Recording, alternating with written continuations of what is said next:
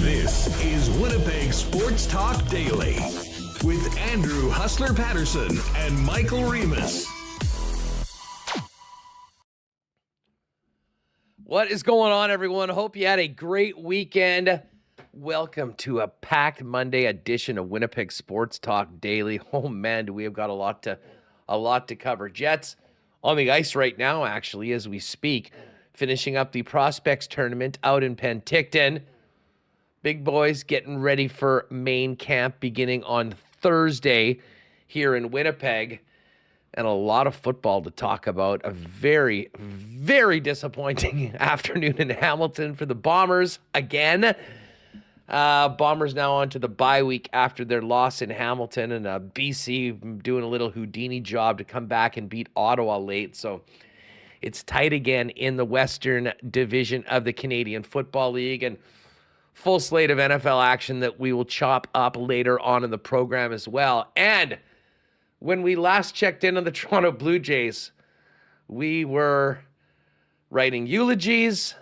We were discussing who all was going to get fired. Well, not so fast. The Jays are back. They swept the Red Sox on the weekend. And at the same time, the Rangers and Mariners got swept. So all is good back in Toronto. The Jays are back in the playoffs, off today, take on the Yankees. We'll touch on that as well on today's show. Just before we bring in Michael Remis, a big thanks to the sponsors that make this show happen each and every day. Our friends at Little Brown Jug, Aikens Lake, Breezy Bend, Assiniboia Downs back in action tonight. Princess Auto and Coolbet Canada, Consolidated Supply, BP Royal Sports, F Apparel, the Nick and Nicky DQ Group, Wallace & Wallace, Vita Health Fresh Market, Canadian Club, Manitoba Battery, Aquatech, and Modern Man Barbershops, and lots of options and lots of directions to go with today's Why Not question of the day for our friends at Not Autocorp over at Waverly and McGillivray. Let's get this show on the road. Welcome to everybody in chat. Hope you had an awesome weekend. And welcome to you, Michael Remis. What is going on? I'm feeling good, Hess. This is a great time of year. NFL Week 2 underway. We have the Jets Young Stars on the ice. We're in the final stretch of the CFL season as we approach the playoffs. Teams are clinching their spots. And also, Winnipeg Jets training camp starts this week. We just got the schedule. We've got the groups. What a fantastic time. I'm very excited for FanFest. Happy to be here on a Monday. No shortage of topics on our list here. No doubt about that. Now, listen, Ted Wyman's going to come on, and we'll focus in on the Bomber game on the weekend with Ted. Hammer will be joining us afterwards, and we'll talk a little Jets. And I think Jeff was lamenting the fact that he joined us on Monday, the day before the Babcock story broke. But when you consider how much research Jeff has done into abuse of players, and obviously this is a little different than anything on the scale of Graham James, but I know Jeff's going to have an interesting perspective on everything that happened, how Mike Babcock got hired in the first place, how this unraveled on him so quickly.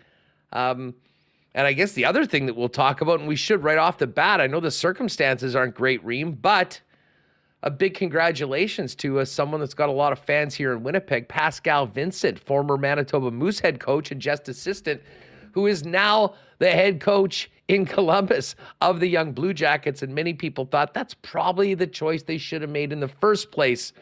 But that's where they ended up with. And I guess today, probably a pretty awkward news conference with the Blue Jackets announcing Pascal, but most of the questions being for Yarmo and John Davidson as to how the heck all of this transpired. Yeah, they did have that was the big hockey story last week.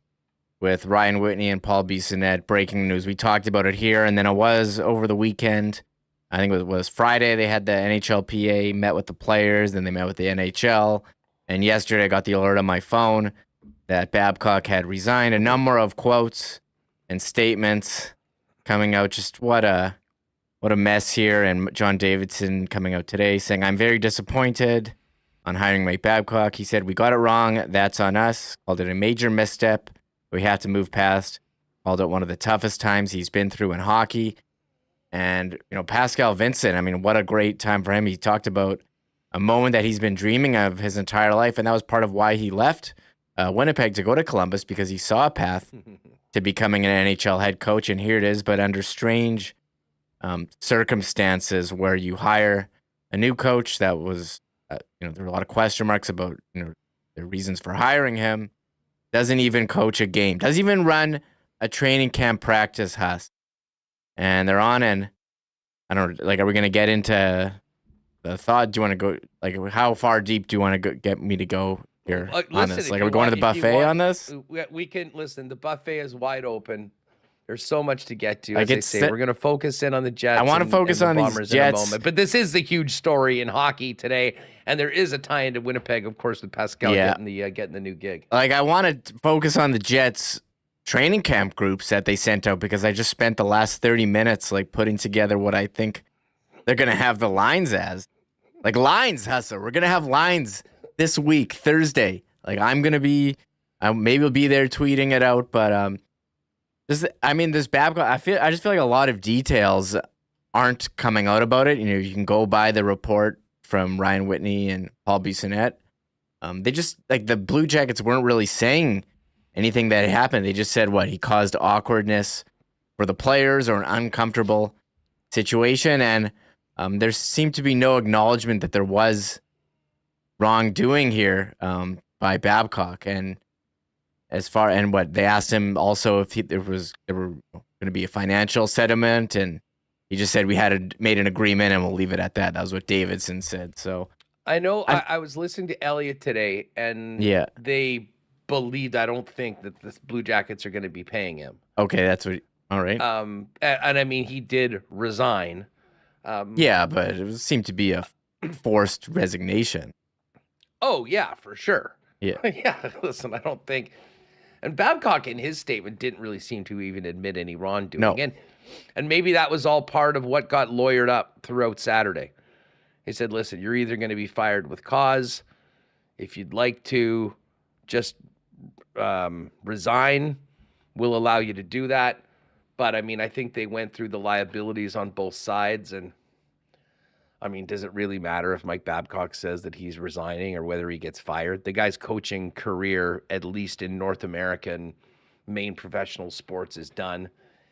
He probably would be a perfect guy for the KHL, to be honest with you, from what we've learned about him. But I think we can pretty much kiss goodbye Mike Babcock as an NHL head coach. And I don't think there's that. That's the one wild thing about all of this. For a guy that has had so much success, there's so many former players that hate this guy's guts. The one thing that's been missing from all of this, Remis, and really ever since he got hired with the job, with the exception of that puff piece that got put out recently, I couldn't name one person that would say, oh, I'm a big Mike Babcock guy. I think this guy's great. And well, maybe Yarmo was that guy when he was hiring him. But you know what I'm saying? There's been nobody publicly saying, hey, you know what? You guys have Bob Babcock all wrong. I don't think anyone's saying that right now. Yeah, I know. There's a lot of people who Craig Button just went on Donnie and Dally in Vancouver and apparently went off. I'm going to have to grab this rant. But yeah, you're hearing from, I had to go back and look at the Mitch Marner story where, the report was from the Toronto Sun that he asked Mitch Marner to rank the players from hardest working to least hardest working.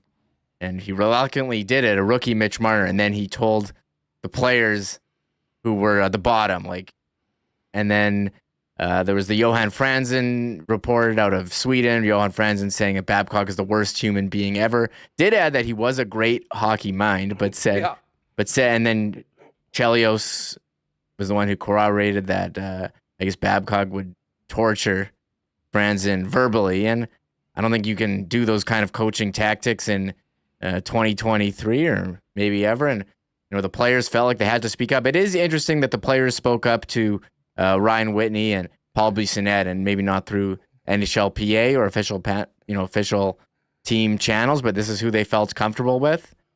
And they, everyone who's listened to their content knows that they're not fans of Mike Babcock, Mike Commodore as well. And, they felt that they were violated and they had to take action. So, we don't know, but we don't know a lot of the details. What Marty Walsh of NHLPA put out this statement, Huss.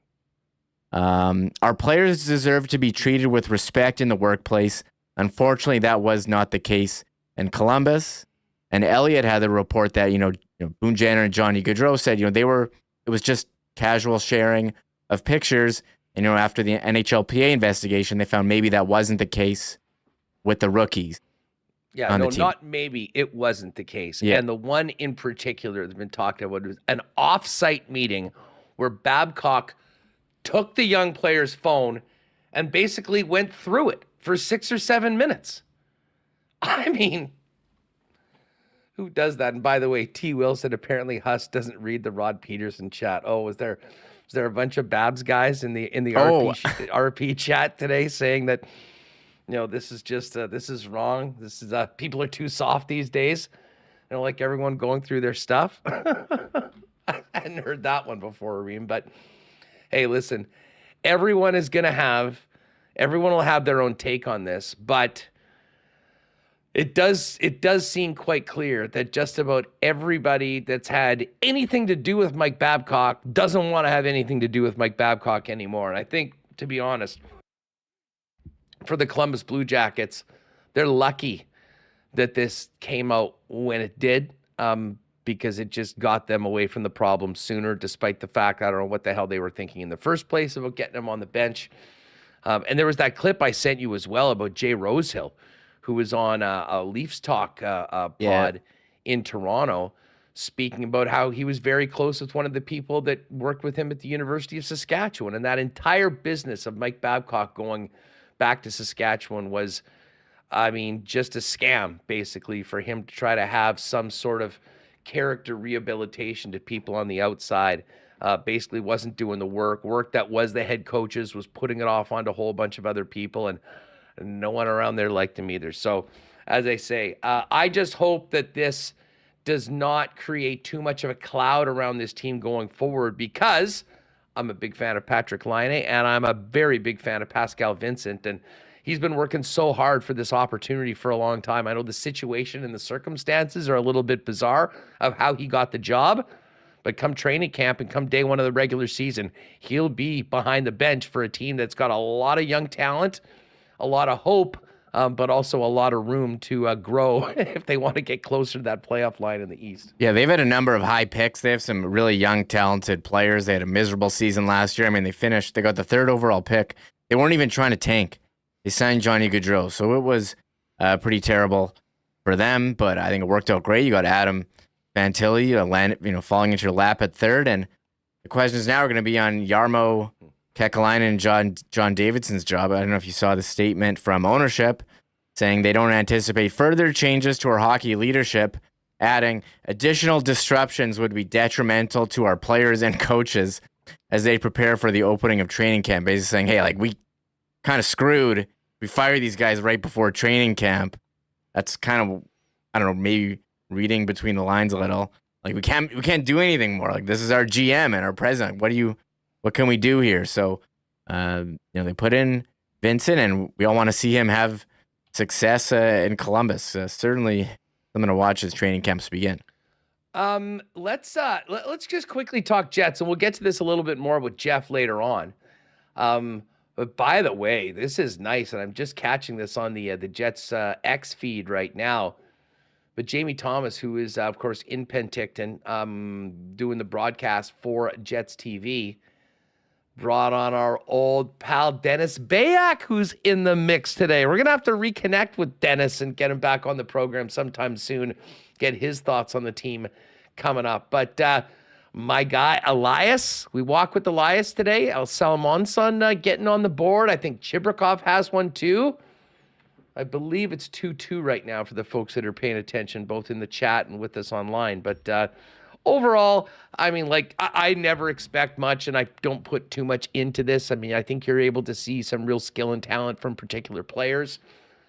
Unfortunately, the way the team played and maybe was organized, or lack thereof, gave both goaltenders a real chance to shine this weekend. And so far, I think the big stories have been the performance of DiVincentis and Milic through 2 games, Reem. Yes, I agree. The goaltending, the story, for the first game, the Jets getting heavily outshot and through 2 periods yesterday as well, and the goalies standing on their head, making saves. And, DiVincentis says he's going back to the OHL.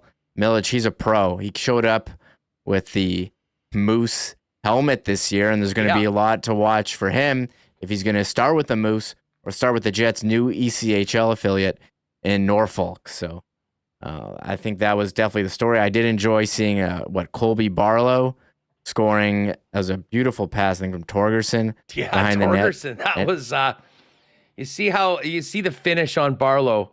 I mean, that thing was on a stick and off of it in a millisecond and into the back of the net. And we saw those goals that he scored last year in the OHL.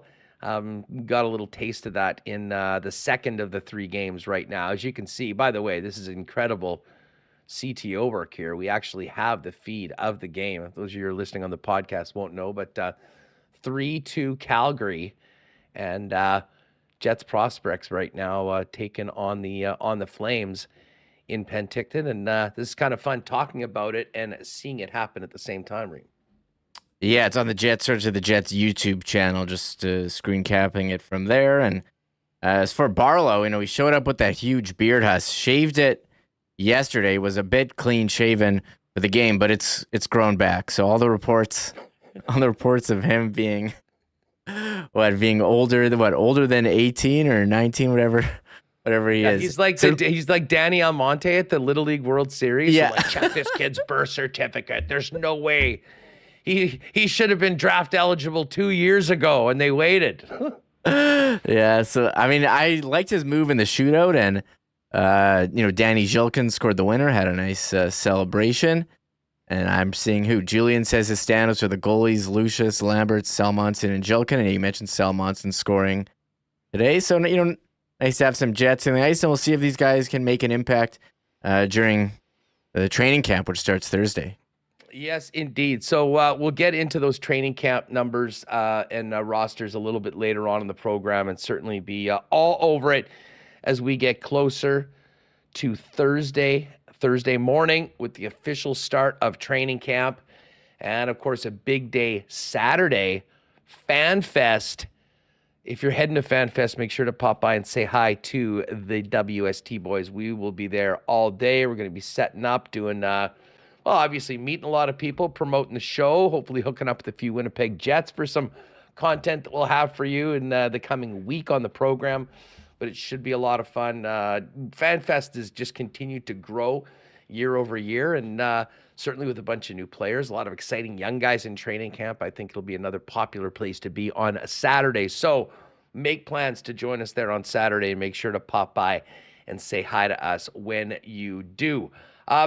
Speaking of the Jets, while we're at it, don't forget, we continue to fill up our section for the Winnipeg Sports Talk 4-game pack. Maybe if you've been away for the last week or so you haven't heard us talk about, get to the link in the description here, or go to winnipegsportstalk.com and click on the link. 4 awesome games. LA, Dubois return in October, McDavid and the Oilers in November, the Leafs on Saturday night, hockey night in Canada in January, and a big game against Calgary on a Thursday night in April. You'll get a free beer, pop, drink, or soda with every ticket, and that'll be done through the Jets app for each game. And we're going to have a pregame Winnipeg Sports Talk get-together. The package is $375. We had great response right off the bat. So we've added some couple rows in section 317 right across the aisle from the seats that went first in 316. And, of course, that bar is right there in the corner. So join us. If you're thinking about, getting a little Jets pack, why not make it for the best games and do it with the WST crew? So that is live right now at winnipegjets.com. Go to winnipegsportstalk.com and click the link, or the link is right here in the description. All right, we're going to talk Bombers with Ted Wyman. I'm looking forward to this. Before we do that, though, fellas, we are now officially into fall, I would say. It feels like it, although, man, the weather's going to be nice for the next couple days. If you need to take care of the look as you head into these next few weeks in the turning of the season, get on down to Modern Man Barber Shop, conveniently located with 8 locations in the city of Winnipeg, including the 2 newest locations on Pembina Highway or Plessis Road. Modern Man Barber Shops offer a variety of grooming services, including haircuts, beard shaping, shaves, color services, and more. You can book your look via modernmanbarber.com and make an appointment at any of the 8 locations. And don't forget to follow them on Instagram as well, at Modern Man Barber Shops. Oh, man, what a huge sale they had last week, the Fall into Savings sale over at Aquatech, where everything in stock has been on sale. Still some great deals right now. And if you're thinking about enhancing your kitchen, your bathroom, or even adding a man cave to your home, Aquatech has you covered with thousands of renos as their foundation. Visit aqua-tech.ca to learn more about their whole home renovations, including financing options. And heck, if you're already thinking about next year's pool season, talk to the expert at Aquatech about getting ahead of it on creating that pool for your property for next year. Again, find them online at aqua-tech.ca.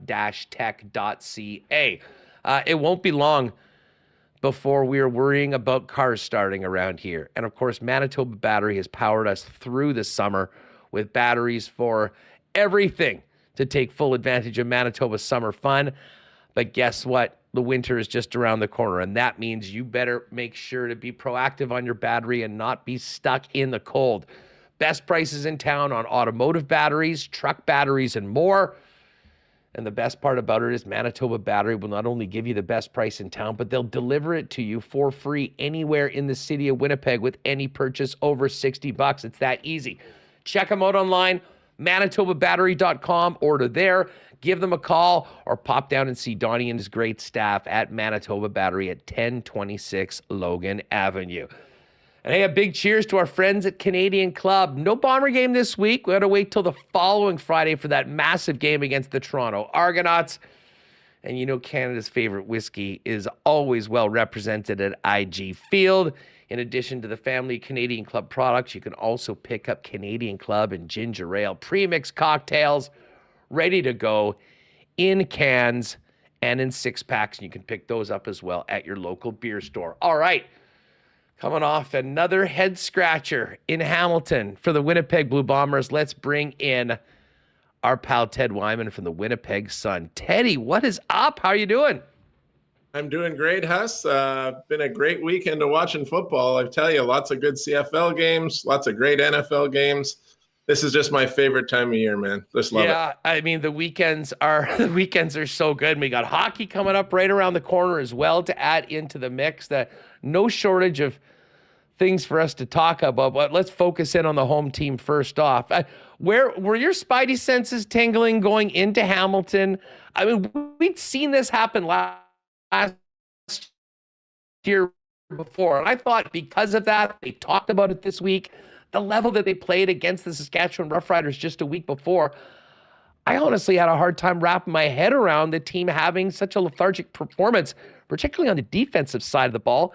And yet it happened again heading into the bye week. What did you make of the Bombers' performance in the loss at Tim Hortons on the weekend?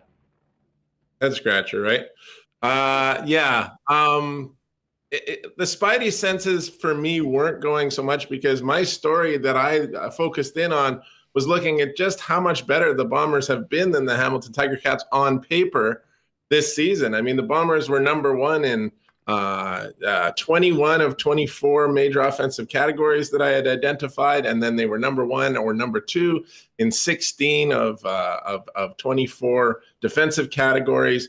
Hamilton wasn't better than sixth in any of them. And it just didn't, on paper, it didn't make sense. But of course, even talking to players this week, last week, they all brought up the fact that they beat the crap out of Saskatchewan in the Banjo Bowl last year and then went into Hamilton and they got beaten. And that was their worst defeat of the year. This one to me is worse though, because they lost the Labor Day Classic. They lose in Saskatchewan. They come back to Winnipeg, have this incredible performance. I don't know if any of us have ever seen them play better. I don't know if any of them have ever played better themselves as a group. And yet they go into Hamilton and they're just not even close to the same. Not bad on offense at first, but then big mistakes in the second half. And the defense, which I had lauded in a story last week for just how they were flying under the radar, well, they did not have a good performance. So it is a head scratcher. And I do believe that the inconsistency that this team has shown this year is certainly something to keep an eye on and is possibly troublesome. They didn't lose 4 games last year. They didn't lose 4 games the year before. This year they've lost 4, 3 of them against teams below 500. Some of that just doesn't make sense. Let's dive into those 4 games. They got absolutely steamrolled by the BC Lions at home earlier in the season. And the one common denominator from that game to the game on the weekend is no Jackson Jeffcoat. And I'll get you to talk about that in a minute as well, Ted. And then you had the bizarre comeback, the blown lead in Ottawa. And then the game against the Saskatchewan Roughriders, which also went to overtime. I'll say this. They came back against BC and showed who they were, laying it on them. The big games, they've played quite well. Obviously, the Labor Day Classic game went into overtime. I still think that moving forward, I think there's a little bit of a concentration and focus problem for a team going up against some of the lesser lights in the league, the way that they played so far. But they have come up big against the big ones. And let's face it, they're going to need to do that in their next couple of games. But when you look at these, comparing that game to the other ones, does this one stand out as just a pure lack of focus? And can you tie that into the second half against Ottawa and the way they prepared going into the first game against BC? Huss, honestly, I'd shake my head on all of that line of thinking because I just can't see how a Mike O'Shea team is going to be lacking focus. And when you talk about Adam Bighill and Willie Jefferson and Zach Collaros and Nick Dembski and all those old linemen and Brandon Alexander and all those guys, when do those guys ever lose focus? We just haven't seen that. So I would be a bit surprised if it really was a focus issue in this case. I think we do have to give some credit to Hamilton. I thought the Hamilton Tiger Cats played a great football game in all 3 phases. They certainly were the better team in that game. And I'm not so sure that you can't, I think Zach Collaros forced a couple of passes that led to interceptions in the second half last week. But other than that, I just thought Hamilton was making really good plays, and they kept the Bombers at bay, which is not an easy thing to do, as the Saskatchewan Roughriders found out, giving up points on 9 straight drives. Well, Hamilton had a better game plan. They executed it very well, and they got the win. I don't know 100% in my mind. I think it's easy to point at it and say that it's a lack of focus, but I'm not 100% sure that's the case. And I also think you can look at Labor Day and you can say, well, Labor Day is one of these games that's a toss-up. Even if I think the Bombers once went in there at 11-1, and the Riders were 1-11, and guess who won? The Riders. It's just there's something that they have in their building that allows them to be successful against Winnipeg in those Labor Day games. Not making any excuses here, because the peaks and valleys, and Drew Wolotarski talked about it last week, are more noticeable this year with this Bomber team than they were in previous years. And I'll tell you one thing the Bombers did not do often in the last couple of years was lose to teams that were really below them in the standings. They might lose to a team that's right there with them, that kind of thing. But to lose 3 games to teams below 500 is, to me, very shocking. The Ottawa Redblacks can't win. They can't even protect a huge lead. They lose in BC this weekend, and yet they're the ones that came back and beat the Bombers. Again, we were scratching our heads at the beginning of this thing, and I scratched my head to explain how this has developed. And I'm not going to forget for a second that the Bombers are still 10-4. They've still come back like gangbusters every single time they've lost a game. And watch out for the next team that has to face them. In this case, it's going to be the 11-1 Toronto Argos. But there's something different with this team this year, and I think everybody can see it. The only thing that's not different is the exact same thing happened last year after the Banjo Bowl against Hamilton, heading into the bye week. I believe 2 of their 3 losses were kind of like, what the heck just happened heading into the bye week.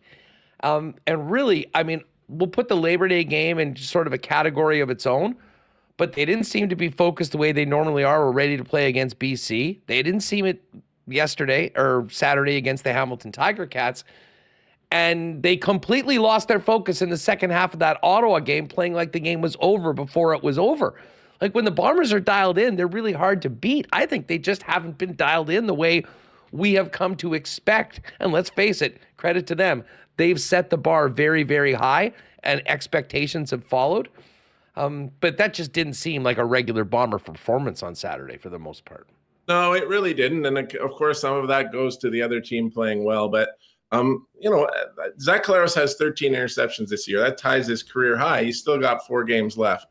There's things about even his season. And I mean, there's still a lot of talk about him being the MOP of this league, but every time that an interception, like, 3 interception game or 2 pick 6 game, he's had one of those this year. Things like that. 3, I think, what did he have? 4 pick 6s over 3 games or 4 games.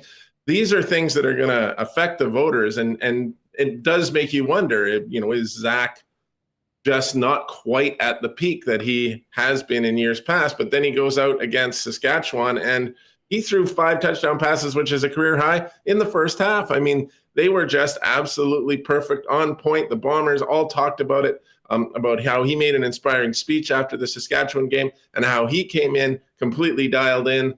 And yet there they are a week later. And I guess if the bar is absolute perfect dialed in focus, there's no question the Bombers did not have that in the Hamilton game. And if you talk about peaks and valleys, there was no question there was going to be a valley this week, even if the Bombers played well, because there's no way they were going to play as well as they did in that Saskatchewan game.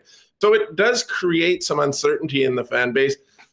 I think for the league, I think the whole league is loving it. I got to tell you, you read Twitter and you talk to colleagues out in other markets, and we're kind of sick of Winnipeg. It's pretty nice to see them coming back to earth every so often. But one thing we haven't even talked about yet is how, in my mind, that game was extremely costly against Hamilton, because now you face Toronto and then you face BC, and that BC game will almost certainly be for first place in the West. And it's in Vancouver. The Lions are playing pretty well, coming off another huge comeback win against Ottawa.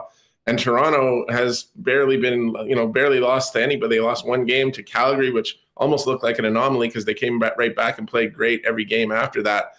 To lose to Hamilton, a below 500 team, go on the bye, and then have to face the 2 best teams in the league, that is not an ideal situation. The funny thing is I feel a lot more confident about the Bombers playing at home against a team like Toronto, or going on the road for a game that will determine the West Division against a team like BC, than a game like Saturday, where, they're sort of expected to win, but maybe a bit. Let's talk about Jackson Jeff. I mean, they haven't won there since 2017, except in the Grey Cup. Yeah, no, that was an important game. I will say that. If they were going to win one, let it be that one. But, Ted, I was having the same conversations with some friends after watching the game that we were after the BC massacre earlier this season. Good Lord, you notice the lack of Jackson Jeffcoat. Maybe not play after play, and maybe not necessarily in the stats, but the presence that he has on that side of the football seems to open up a lot for Willie Jefferson, for other players in the middle. And I know they said they were just taking it easy. Like, if that game had been a playoff game, I'm sure he plays. But you hope it's worth it, because he was definitely missed. And I'm not saying they win the game if Jackson Jeffcoat's there, but I do think that, the ease of which Hamilton had throwing the football, moving the chains throughout the afternoon and putting it in the end zone, I think it's significantly depleted if 94 is out there. I don't think there's any question, Huss, that you're right. I mean, I just think that Jackson Jeffcoat is a real difference maker, and it's a big like Celestin Haba's a rookie. He's a good player, but he's new to the CFL and he hadn't played in weeks. He probably hadn't played in 6, 7, 8 weeks. And then he goes back in there, and I don't think he had a particularly great game. Willie Jefferson, sorry to say it, Willie, but he was invisible in this game, really. Didn't show up on the stat sheet at all. The Bombers didn't get the kind of pressure they needed to get on Taylor Powell, who, as a rookie, a true rookie in this league, you should be able to rattle a guy like that. Well, they didn't even really get close to him to rattle him. Yeah, a couple of sacks, but not enough pressure on the plays where he was able to throw. And I thought the defensive backs played way too soft in their coverage, and Mike O'Shea seemed to agree entirely with that. There was a couple of times where, guys were 5 yards off. Yeah, they're keeping them in front of them, they're making a good play, but making a safe play. But the Ticats were able to move the ball down the field pretty efficiently, and they certainly ran the ball well, better than the Bombers did. So I just don't think I don't think that defense was on point. And an easy thing to point to explain why is because Jackson Jeffcoat wasn't out there, and it just wasn't at its premium level, because things really do start with that defensive line on this team. When they're getting the pressure, the Bombers have the best defensive backs in the league. There's no doubt about it. And then to compound it all, what Ottawa did to the Bombers, BC did to Ottawa. That was an absolutely bananas comeback, one that absolutely should not have happened. But what a huge win by BC. And the West is back on officially. And listen, for everyone that wanted a playoff feel for October 6th, I think they're going to get it regardless of what happens in the next 2 weeks. Absolutely. And, us, like you and I and everyone else who is involved in Manitoba football over the years, we all like Bobby Dice. We all care for Bobby Dice. We don't want to see Bobby Dice not succeed there with the Ottawa Red Blacks, but what a tough situation for him in that game. I'm sure he was up all night thinking about why they went for a field goal that allowed the BC Lions to return all the way to for a touchdown to win. And or to get back in the game and then eventually win. You got to trust your kicker. You think you can make a 47-yarder, and you can make a 47-yarder, but if you miss, it's just so risky. I just think if they punt there, they probably win the game. And I really, you've got better coverage out there with a punt, right? You don't have very good coverage guys out there on a field goal because you're expecting to make it. And it just seemed like that kind of mistake is the kind of thing that happens when you're having a 3-11 season. And it should have been a win for Ottawa. They should have salted away easily. They had so many chances to do it, and they just could not move the ball when they needed to, couldn't get that field goal when they needed it. And the Lions made them pay. And good on the Lions, because they've been an exciting team to watch the last couple of seasons. And it wasn't just all about Nathan Rourke, clearly, because Vernon Adams, though he throws a ton of interceptions as well, certainly can sling the ball, and he's been entertaining, and Lucky Whitehead's there and very entertaining. And I think it should come down to just a fantastic game in BC on October 6th with so much on the line. And with the Bombers playing Toronto next week, I still kind of expect the Bombers to come out and get a win there, playing at home. Haven't lost 2 games in a row in a long time. Seem to redouble their focus after losses, all those kinds of things. But if they were to lose, could be big-time advantage BC with that game being in their barn. Well, the funny thing is, though, with 4 losses already on BC's card, even if the Bombers come in at 10-5, if they beat BC, they'll have the division. Like, this is an almost win and you win the division as long as you take care of business. There will be a couple more games. Bombers have Edmonton and Calgary after that. Not sure what BC has, but watch out for Edmonton, though, man. That is not going to be an easy game. I don't think anyone in the league believes that Edmonton is an easy team anymore. In fact, if there were a few more games on the schedule, I think they would be a risk to make some noise in the playoffs. I think Hamilton's win this past week, really kind of messes with that possibility. But, Saskatchewan hasn't played great either. So that will not be an easy game for the Bombers, no matter what happens. Ted Wyman's with us from the Winnipeg Sun. Ted, while we've got you, training camp gets going for the Winnipeg Jets on Thursday. More excitement. Listen, I'm looking forward to seeing the new players. We've just got the training camp groups today. But But I think we all know that first day of camp's going to be very interesting, particularly hearing from Mark Scheifele and Connor Hellebuck. I mean, from your Big J hat on when you go in, I mean, what are the big stories that you're going to be focusing on day one of training camp when it comes to the Winnipeg Jets? Well, you already said it, man. What else could it be? It's Scheifele and Hellebuck. Are you surprised you're still here? Is it where do you see yourself a year from now? It's how do you approach this season in such a unusual circumstance, both with their contracts up at the end of the year? How do you, if you're Scheifele, how's your relationship with Rick Bowness after the way things went at the end of last season? And a lot of these other players. It's really an interesting situation. And I mean, I thought Kyle Connor's comments already earlier, last week were pretty interesting, where he basically was like, well, what do we need a captain for?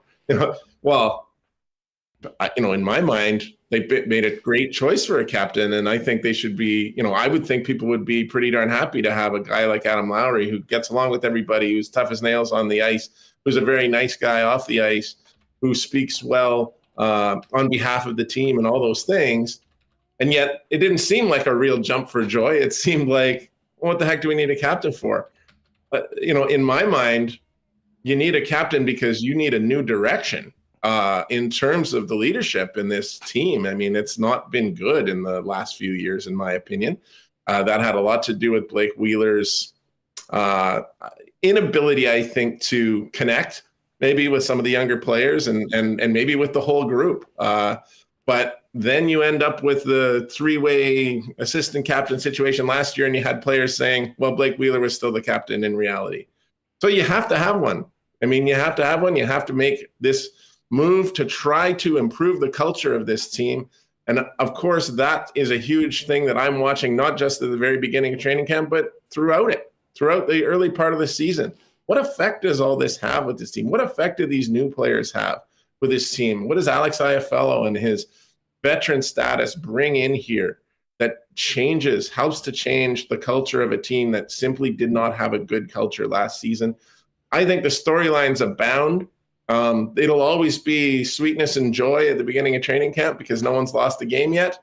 But it will be very, very interesting to watch right from the beginning and through to the end of this season. Well, speaking on that, Ted, this organization spent a lot of money to send Blake Wheeler packing and pay him not to play for the Winnipeg Jets. And say what you want about Blake, he was productive last year. Yes, I know he was probably listen, I realize it was the legacy contract, as we've heard.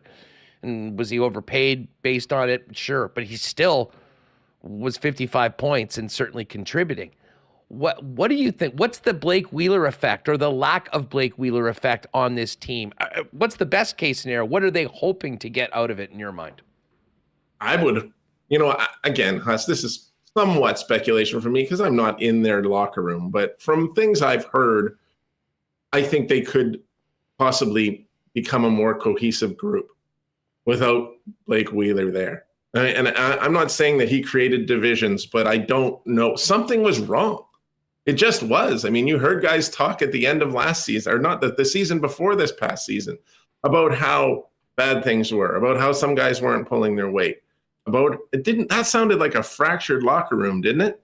And then in comes Rick Bowness, and the one thing he does is he strips the captaincy from Wheeler, but Wheeler's still in there, and a lot of the same players are coming back. They start out pretty good, but they kind of slip right back to the same kind of team they were at the end of the previous season and bow out meekly in the playoffs. So it's a team that has to have a different kind of a leadership culture, and that's the effect for me. You cannot say that Blake Wheeler didn't earn his money with the Winnipeg Jets. They front end loaded his contract because he was a 91 plus point player for them for a few seasons. And last season he was a 50, 60 point player, I think, for a team that hadn't, that basically was ready to move on from him, but he still was contributing. So you lose something without him for sure. He, on ice, work ethic, these kind of things, he was really good with those. But they need to make this Adam Lowry's team and Josh Morrissey's team, and they need to move forward and be a new kind of group without Blake Wheeler. And I do believe at some point, possibly without Mark Scheifele as well. I don't know what's going to happen with Connor Hellebuck, but, this is very odd to go into a season with such high name, such big name players potentially going to out, to total free agency. It just, it's weird. I got to tell you. I'm glad you brought up the Kyle Connor bit, because we really didn't get into this on Friday. We had a ton of things going on, and we had Adam Lowry on the program. But your colleague, Mr. Friesen, Paul Friesen, talked to Kyle Connor. And if people haven't seen it, the headline was Kyle Connor, quote, shocked Jets coach Rick Bowness named a captain. And this is from the Sun from last Friday. Jets coach Rick Bowness acknowledged recently that some players wondered why the team even needed to name a captain. And then this is from Kyle Connor to Freezer. That's exactly what I said. He called us in the summer, and I told him pretty flat out, I'm pretty shocked that we're naming a captain. I think they had their mind made up. And then he did compliment Adam Lowry. He said he's the perfect choice if you're going to name one. He brings it to the table. Genuinely a nice individual, gets along with everyone. So I can see the choice. And obviously the fan base loves him. The way he plays really embodies this organization, this city. So no problems with that. I thought it was a great choice. What was your takeaway from that? I have to admit, that was a little weird to hear. I was a little surprised that he would feel that way. And again, just in the aftermath of the captain being named, it did seem like sort of a strange, I'm not sure, is this a player that maybe if they were going to do it, thought that they should be in the mix for it? Or just basically sees things in a very different way than a lot of other people in the organization obviously do. My number one takeaway, and of course, Freezer told me about it before he even started writing it, and I was a bit perplexed by it as you are, but my number one takeaway was that it was a really assertive comment by Kyle Connor, who I don't think has really shown that kind of assertiveness in the past, and really forceful, really a strong opinion about why, that in his opinion, regardless of the fact that he appreciates Adam Lowry, he didn't think this team actually needed a captain. And he came out, I thought that his words were eloquent about Adam Lowry as well. He's speaking a lot more forcefully, and maybe this is partly in him realizing that he's one of the older players now and needs maybe not older, but he's certainly not young, not a rookie.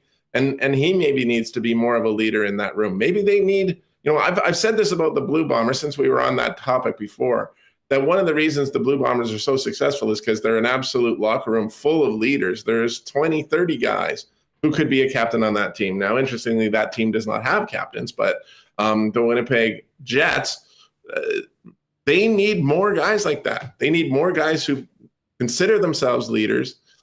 You don't want them to be distracting from what the leaders are actually doing, the guys who are wearing the letters, but you need guys to step up and say meaningful things and say what they believe. That's not been something the Winnipeg Jets do. That comment from Kyle Connor was outside of what I usually expect to hear from someone from the Winnipeg Jets. They are usually pretty guarded. And do you dare say that without Wheeler around, maybe talk to them about it? It changes people's opinions on what they feel comfortable saying. I that's again pure speculation, but something to me has changed when guys are talking like that. Yeah, well, for sure. But again, it was more the content of what he was saying, other than how frank he was about saying it. It was, I don't know, it was just a surprise. It was a surprising comment. And don't take this the wrong way. I'm not making it out to be a big deal or whatever. But for a guy that's pretty quiet normally, doesn't talk a lot to the media, and to be honest, I can't really think of any crazy Kyle Connor takes or media moments over the last number of years. Oh.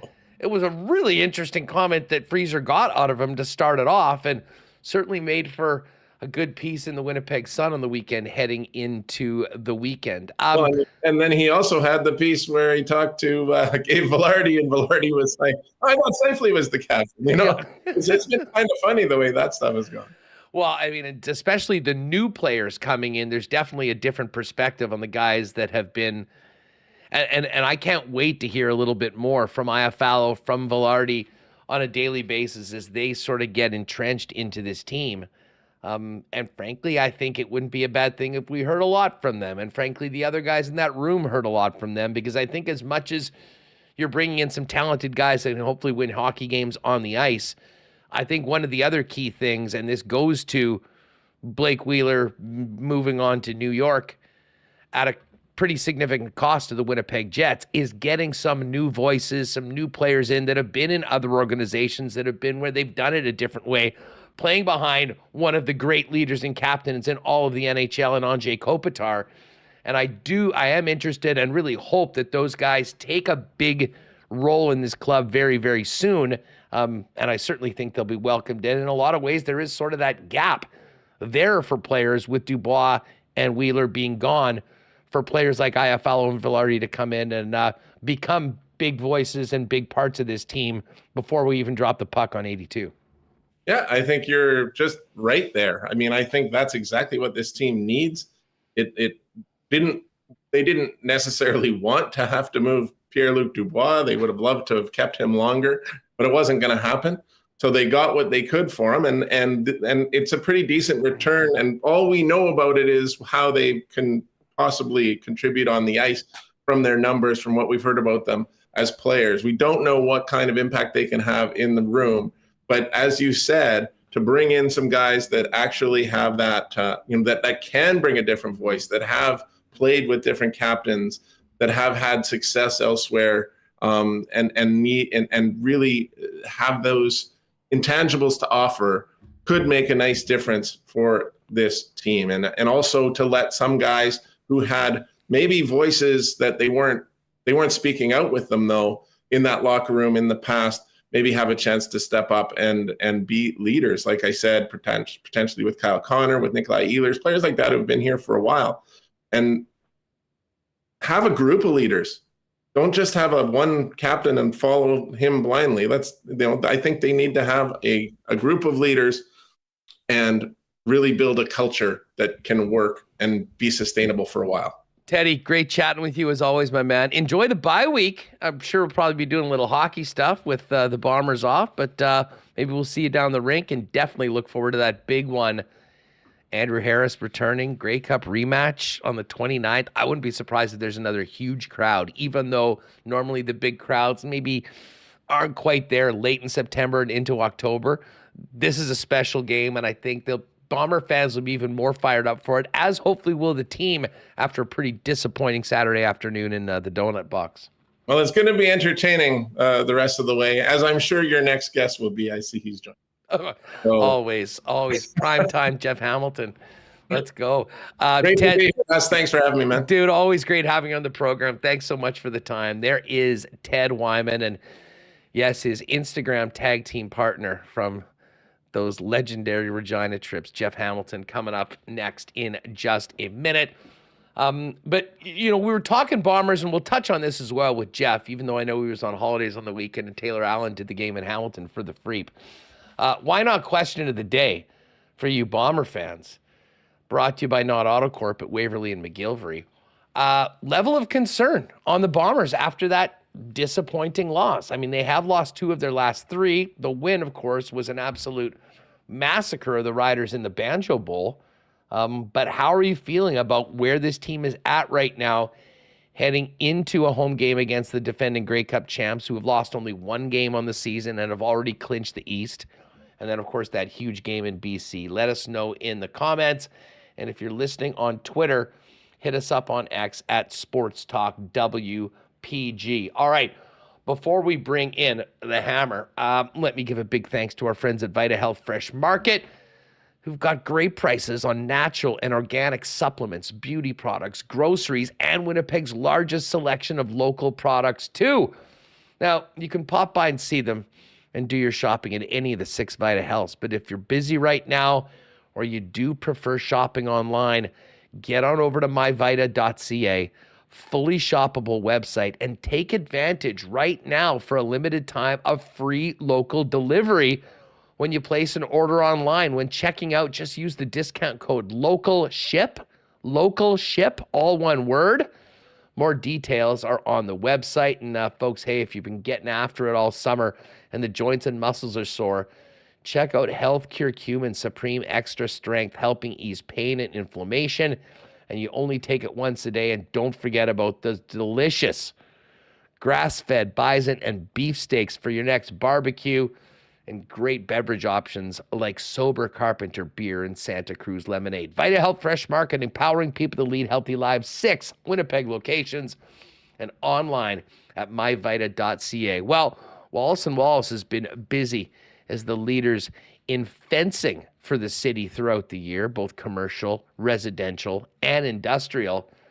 But you might not have known they're also the leaders in overhead garage doors. And your garage door had lots of ups and downs this summer, working hard to get you to and from all of your summer fun.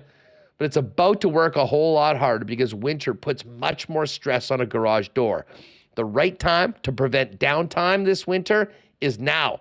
Call Wallace & Wallace to book your inspection and maintenance service. Call today.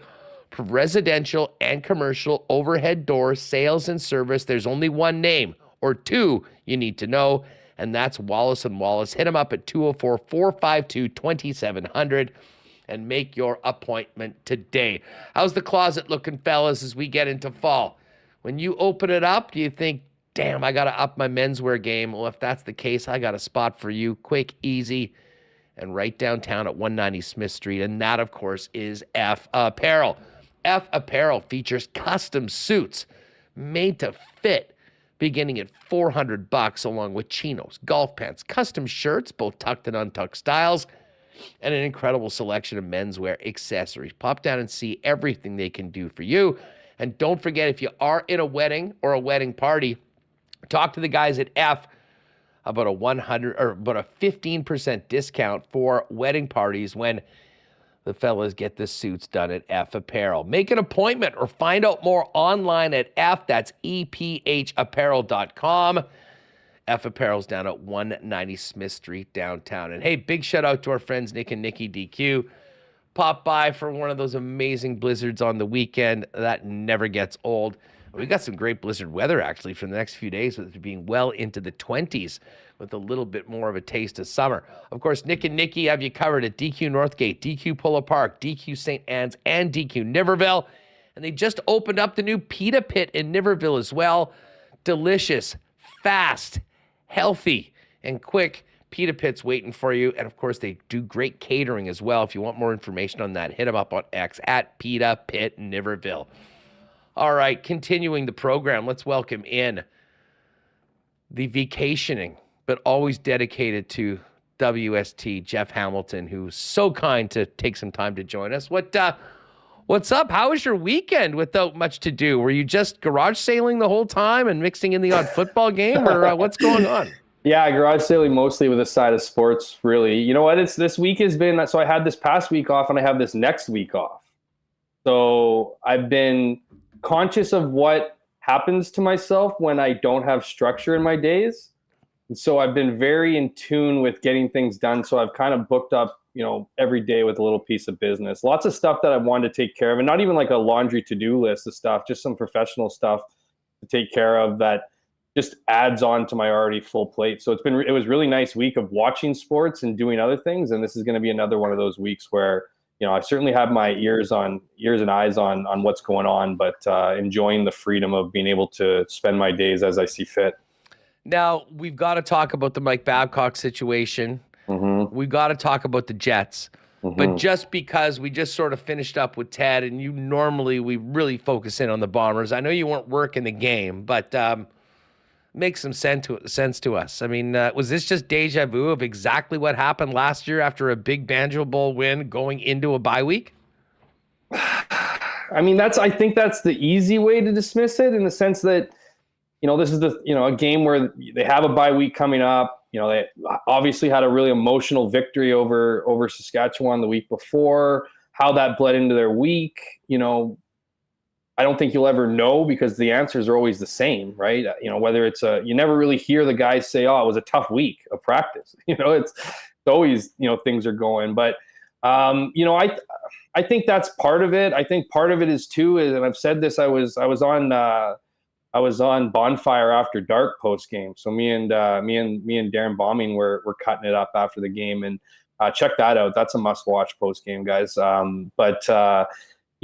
think it's that, but I think it's a combination of a few things. The Bombers aren't as good as they've been the last couple of years. They're still really good, but they're not as good, and particularly not as good as the 2021 outfit after defending that 2019 Grey Cup. They've just gotten a bit older, maybe a bit slower. I don't think age is factoring into this big time, but eventually it's going to happen. So it just feels like I'm not looking to panic after a loss to Hamilton. The other part is that they're playing the Winnipeg Blue Bombers. They have to bring their A-plus game. I mean, how many times have you heard other teams say the only way we beat this team is if we make no mistakes and we capitalize on theirs? And so, I think the Bombers are getting everybody's A game for sure. And it's hard to get up for every single game. Now, does that leave an excuse to beat a team that I think only a couple of weeks ago I was saying was probably the worst in the CFL? Well, not really. I mean, the Bombers should be going into Hamilton and winning. They got lots to play for. They have the West Division to still wrap up, and which now with the victory with the Lions over Ottawa, crazy game that was, and you guys have talked about it. Now they're in a fight for first place in the West. So the Bombers had tons to play for. I mean, that's their ticket to gain into a 4th straight Grey Cup is hosting that West Final. We know how dominant they are at home, but just for some reason they didn't come with it. I mean, that's the fact of the matter. And the crazy part too, Huss, is that even, whether it's this game, whether it's, the Labor Day Classic loss, whether it's the loss against, Ottawa before that, not so much the BC game, in week 3, but in the last 3 losses, the Bombers didn't play well and still could have won each one of those games. So if you're going to take a silver line out of anything, I think that's it. I mean, I don't know how many listeners right now were thinking what I was thinking, but I thought with the Bombers down 6 points at the end of the game that this was going to be, a victory for the Bombers. Sure enough, it didn't pan out, and, it was a bad game, but, you can't throw as many picks as Zach Claris has been throwing this season. And kudos to Hamilton, who is playing for second place in the East. They're now tied with the Montreal Alouettes. They can't catch the dominant 11-1 Toronto Argonauts, but they're in position to host a playoff game. So they have plenty to play for. And of course, we saw this last season. The Bombers were dominating through the regular season, went into Hamilton, and Dane Evans, in the midst of his worst season of his career, played the best game arguably of his life. Threw 5 touchdown passes and delivered the Bombers a loss. So clearly there's some road issues here, and factor in teams bringing their best, and the Bombers maybe not as dominant as we've seen them in previous years. And, nights like this are going to happen. But the good news is, the Bombers haven't lost back-to-back games with Zach Claris behind center. So, expect a lot to happen over the bye week in the sense of, getting away from the game, resting, all that recovery stuff, but then back at it for what will be, I think the matchup everybody in the CFL has been waiting for. And I'm fascinated to see how the Bombers answer back against the Grey Cup champion Toronto Argonauts as they come to town in week 17, week 16, whatever it is. 17. Yeah, September 29th, Friday night. I know tickets are going very well for that game, coming off the previous 2 sellouts for the Winnipeg Football Club. And, the fact of the matter is the Argos are the team right now that doesn't really have anything to play for. They've clinched the East already, but the Bombers are in a dogfight. I mean, especially with that crazy comeback by BC over Ottawa. At the end of that game on October 6th, whoever wins that game is going to have pole position, but not the job done. They're going to need to keep going through the end of the year, and it should be a lot of fun. All right, we'll get to Jets and upcoming training camp and all those stories around it in a minute. But I really was looking forward to having you on today. I wasn't sure whether we'd have any clarity on the Babcock situation, but in fact, we do, as the man they call Babs resigned yesterday after exactly 0 games behind the bench of the Columbus Blue Jackets. What did you think, Jeff? And again, you have a unique perspective on this with the amount of research you've done onto, coaching, abuse of players. And again, this is very different than what Graham James did, but it certainly talks a lot to power dynamics, and power over younger players from coaches. When Biz went off on Chicklets on Tuesday and that clip blew up, What was your first reaction about Mike Babcock and this situation? I think like most people, you saw it and you were kind of just, scratching your head, wondering what was going on. Personally, as you mentioned, my history and years of looking into abuse in sport, and not just, sexual abuse as I did with the Graham James investigation and others, but other investigations that involve just, bad behavior, whether that's verbal harassment, whether that's power control, whether that's, physical abuse, all those things. And, my mind immediately went to, well, why? Like, what is this? I mean, I think the details that Paul Bissonnette put out in his own little language, his own way of doing things, certainly rattled some cages. But I wanted to know more. I wanted to know, what do you mean he's asking players for their phones? What do you mean he wants to go through their pictures? What do you mean he's putting them up on, projection screens or through AirPlay? And I get like, why does he want this information in this way? And I mean, as time went on, and you hear kind of more about the story, and of course, it starts with that tweet and then turns into whether it's the reporters locally or the national insiders coming up. I mean, Elliot Friedman was all over this. Kudos to him for covering it for days. I looked at his 32 thoughts that I listen to, every week, and the last 3 have Babcock in the title. But I also, I immediately thought, what the hell? And then, when I found out more, and I just thought it was ridiculous. Like, to me, I mean, I'm not in Mike Babcock's head, but it's completely unacceptable behavior for a head coach, any head coach, but particularly a head coach who is known to play mind games with his players. I mean, the whole issue with Marner and, pinning players against each other and whatnot. I mean, this guy shouldn't even been back in a dressing room.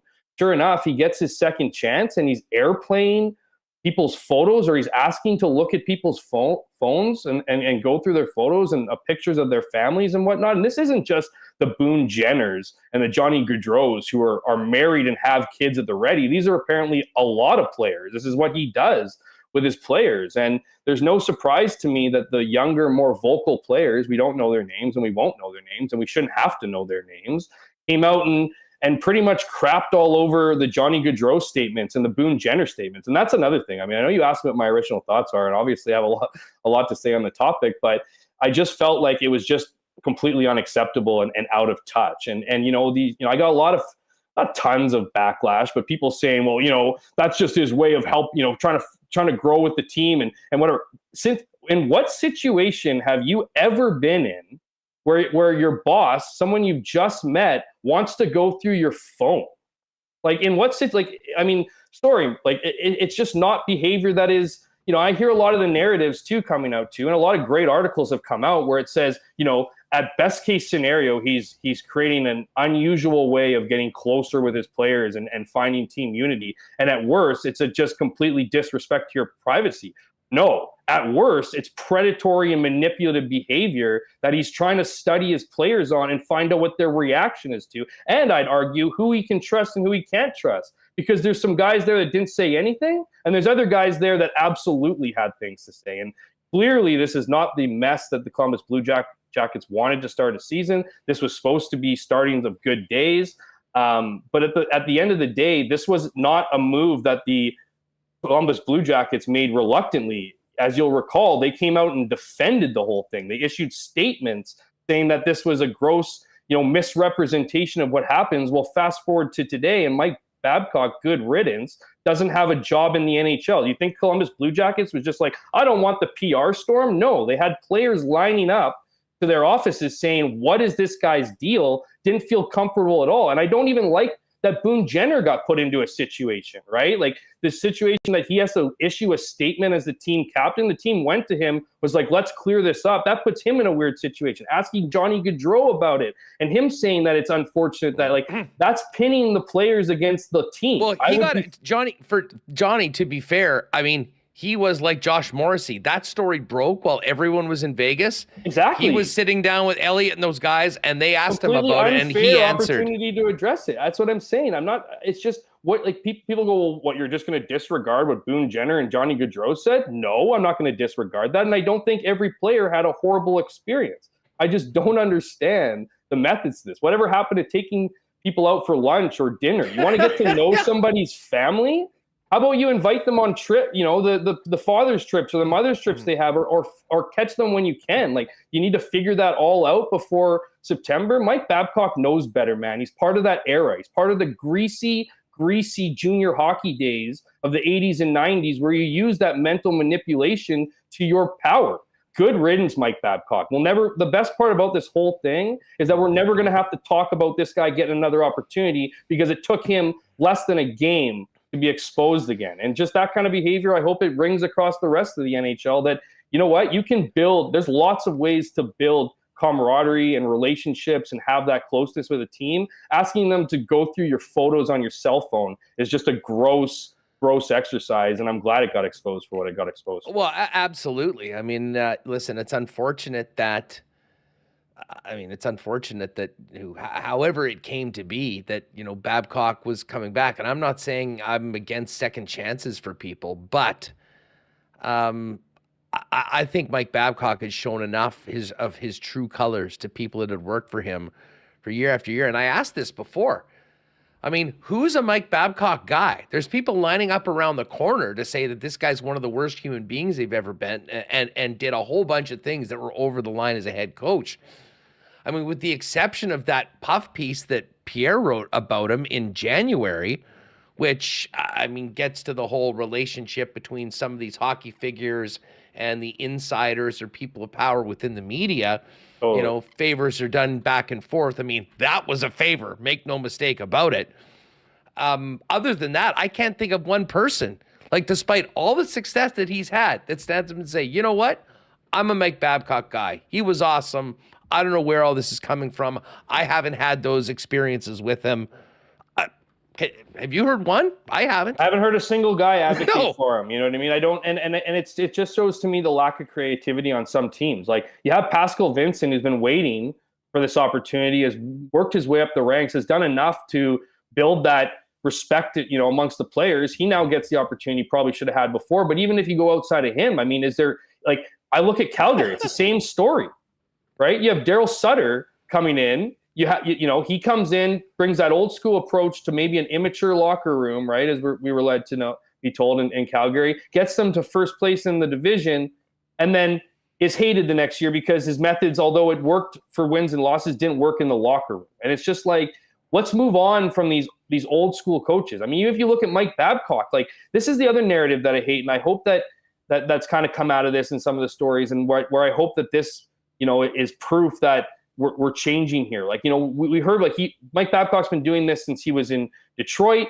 He was doing this in Toronto, and now he's doing it in Columbus. And the word is, common refrain is that, if it was that bad, players would have come forward already. We would have already known about that. I completely disagree with that sentiment. I don't believe that to be the case whatsoever. In fact, I think players are more empowered today than they ever have been. You're going to go against Mike Babcock in his Detroit years and his Toronto years. The guy signed a 6-year deal for, how much was it again? Like, or $8 million a year, highest paid coach in NHL history. So you're going to go after Mike Babcock back then? You're more likely to go after Mike Babcock today than you ever were decades ago. And that's why no one said anything, because you say something back then, you're not playing in the NHL ever again. You know what I mean? And it was the same thing with the Kyle Beach stuff. Nobody wants to say anything. You know why this shit doesn't happen in other sports? Is because the upbringings that basketball players have, that football players have, they grew up a lot earlier in life. Like their social lives are completely different. So if a coach tries to pull something like this, it's not buttoned up, let's keep it as a team. It's like, what the hell is this guy doing? And so I'm hoping that instances like this and results like this, because I think the Blue Jackets have a lot to be looking inside them right now, but at least they went and made the difficult move, because the last thing the Blue Jackets wanted was to have this on the eve of training camp. This is going to affect their season. There's no doubt about it. So I hope that the two things that come out of this is that players feel more comfortable coming forward in situations they're not comfortable with, that people say something, and then on top of that these coaches have a better idea and these teams have a better idea of what flies and what doesn't. Yeah, and Frankie Corrado had a great comment, because, he's one of those guys that despises Babcock for the way that he was treated under his watch. But he also played for Torts. He goes, listen, Torts isn't everybody's cup of tea. And Torts will get in your face and tell you that you're playing like garbage or whatever it is. And he says sometimes it's harsh, but it's direct, it's honest, and you know exactly where you stand with John Tortorella. He said the worst thing about Mike Babcock is that he was the opposite of that. He would play those mind games. He would say things about you to your teammates, to elsewhere, Exactly. and then would treat you like less of a person. Like, my God, the stories of guys that were like the scratches for Babcock. I mean, how that has any role in building up a team of a guy that you might need to help you win a hockey game at some point, it just makes absolutely no sense to me. Sickening. I'm the guy in charge here. I'm the one who makes the decisions around here. It's not a team-based thing. I think Mike Babcock's the furthest from it. And I'm glad you brought up John Tortorella, because on the road last year, I tried my darndest to get somebody, and it wasn't like I was trying to write a story about it, to get someone to say negative about John Tortorella, and not one guy would. Not one single guy would. The only guy that we know that doesn't like John Tortorella is a guy who pretty much quit in his last game of the Winnipeg Jets. You know what I mean? And from what I understand, Tortorella wasn't even part of that. That wasn't even part of why Pierre Dubois wanted to leave Columbus. So you have a guy who, and players appreciate honesty. And John Tortorella is going to be that guy that if you might have hated him while you played for him or didn't like him, at the end of your career, you're going to look back on him and be, you know what? I kind of owe him a few different things. You know, he was honest with me. He was real with me. He challenged my ego. He did all these things. You know, he's out there, and he's a different guy behind closed doors. I know a lot of people who think John Tortorella is a very warm, honest, caring guy who just gives it, tells it how it is. Mike Babcock is a mental manipulator who, at the end of guys' careers, regardless of what their success is going to be, this guy is an absolute, insert negative word, and that's going to be the case. Torts is honest with people, and actually, I think forces a lot of people to be honest with themselves. Now, the tactics that he uses, but the way, there's a lot of people that can't handle criticism. And listen, can you do that in a regular job? Probably not. But I think a lot of businesses, a lot of relationships would be a lot better if people were just frank and honest about where people stand and you move on from that. And that was the exact opposite. By the way, I got to give a shout out to Frosty Winnipeg, who in the chat just went with the Jets. Bones, don't ask to see the photos on their phones, please. Bones, I have a flip phone, man. What? They have photos on these things now? Photos, yeah. Which pretty much sums up Rick Bowness in so many words. Well, and you know what the funny thing is Bones is a guy that's been around more than anyone. And I think, it certainly seems from everything that we've heard about the type of player and person Rick Bowness is, and part of the big reason why I think he's the coach of this hockey team right now, is that he's learned from a lot of guys, but at the end of the day, he is a great communicator, and he is someone that, seems to be a guy that can earn both the trust and the admiration of his players, that actually know that he feels how he feels them about players, but also as individuals and as humans, which is the exact opposite of Mike Babcock. But Jeff, it was brought up in the chat about Stan Bowman and Joel Quenneville. And what's interesting about this is that Quenneville and Bowman were actually at the GM's meetings with the coaches, I believe, last week, speaking to them. And that, my pal Gabe Morency, of course, had a take on this. Like, what are they doing? Telling them what the best route is when you have to cover something up? Like, it does seem strange, but considering this was sort of the first, second chance, and again, we're talking about very different things with what Babcock did than certainly the cover up with the Kyle Beach situation in Chicago. But how do you think how quickly this ended and how badly this ended for the Columbus Blue Jackets? How might that affect the future of Bowman and Quenneville, who many people thought were quite close to getting their second chance in the NHL?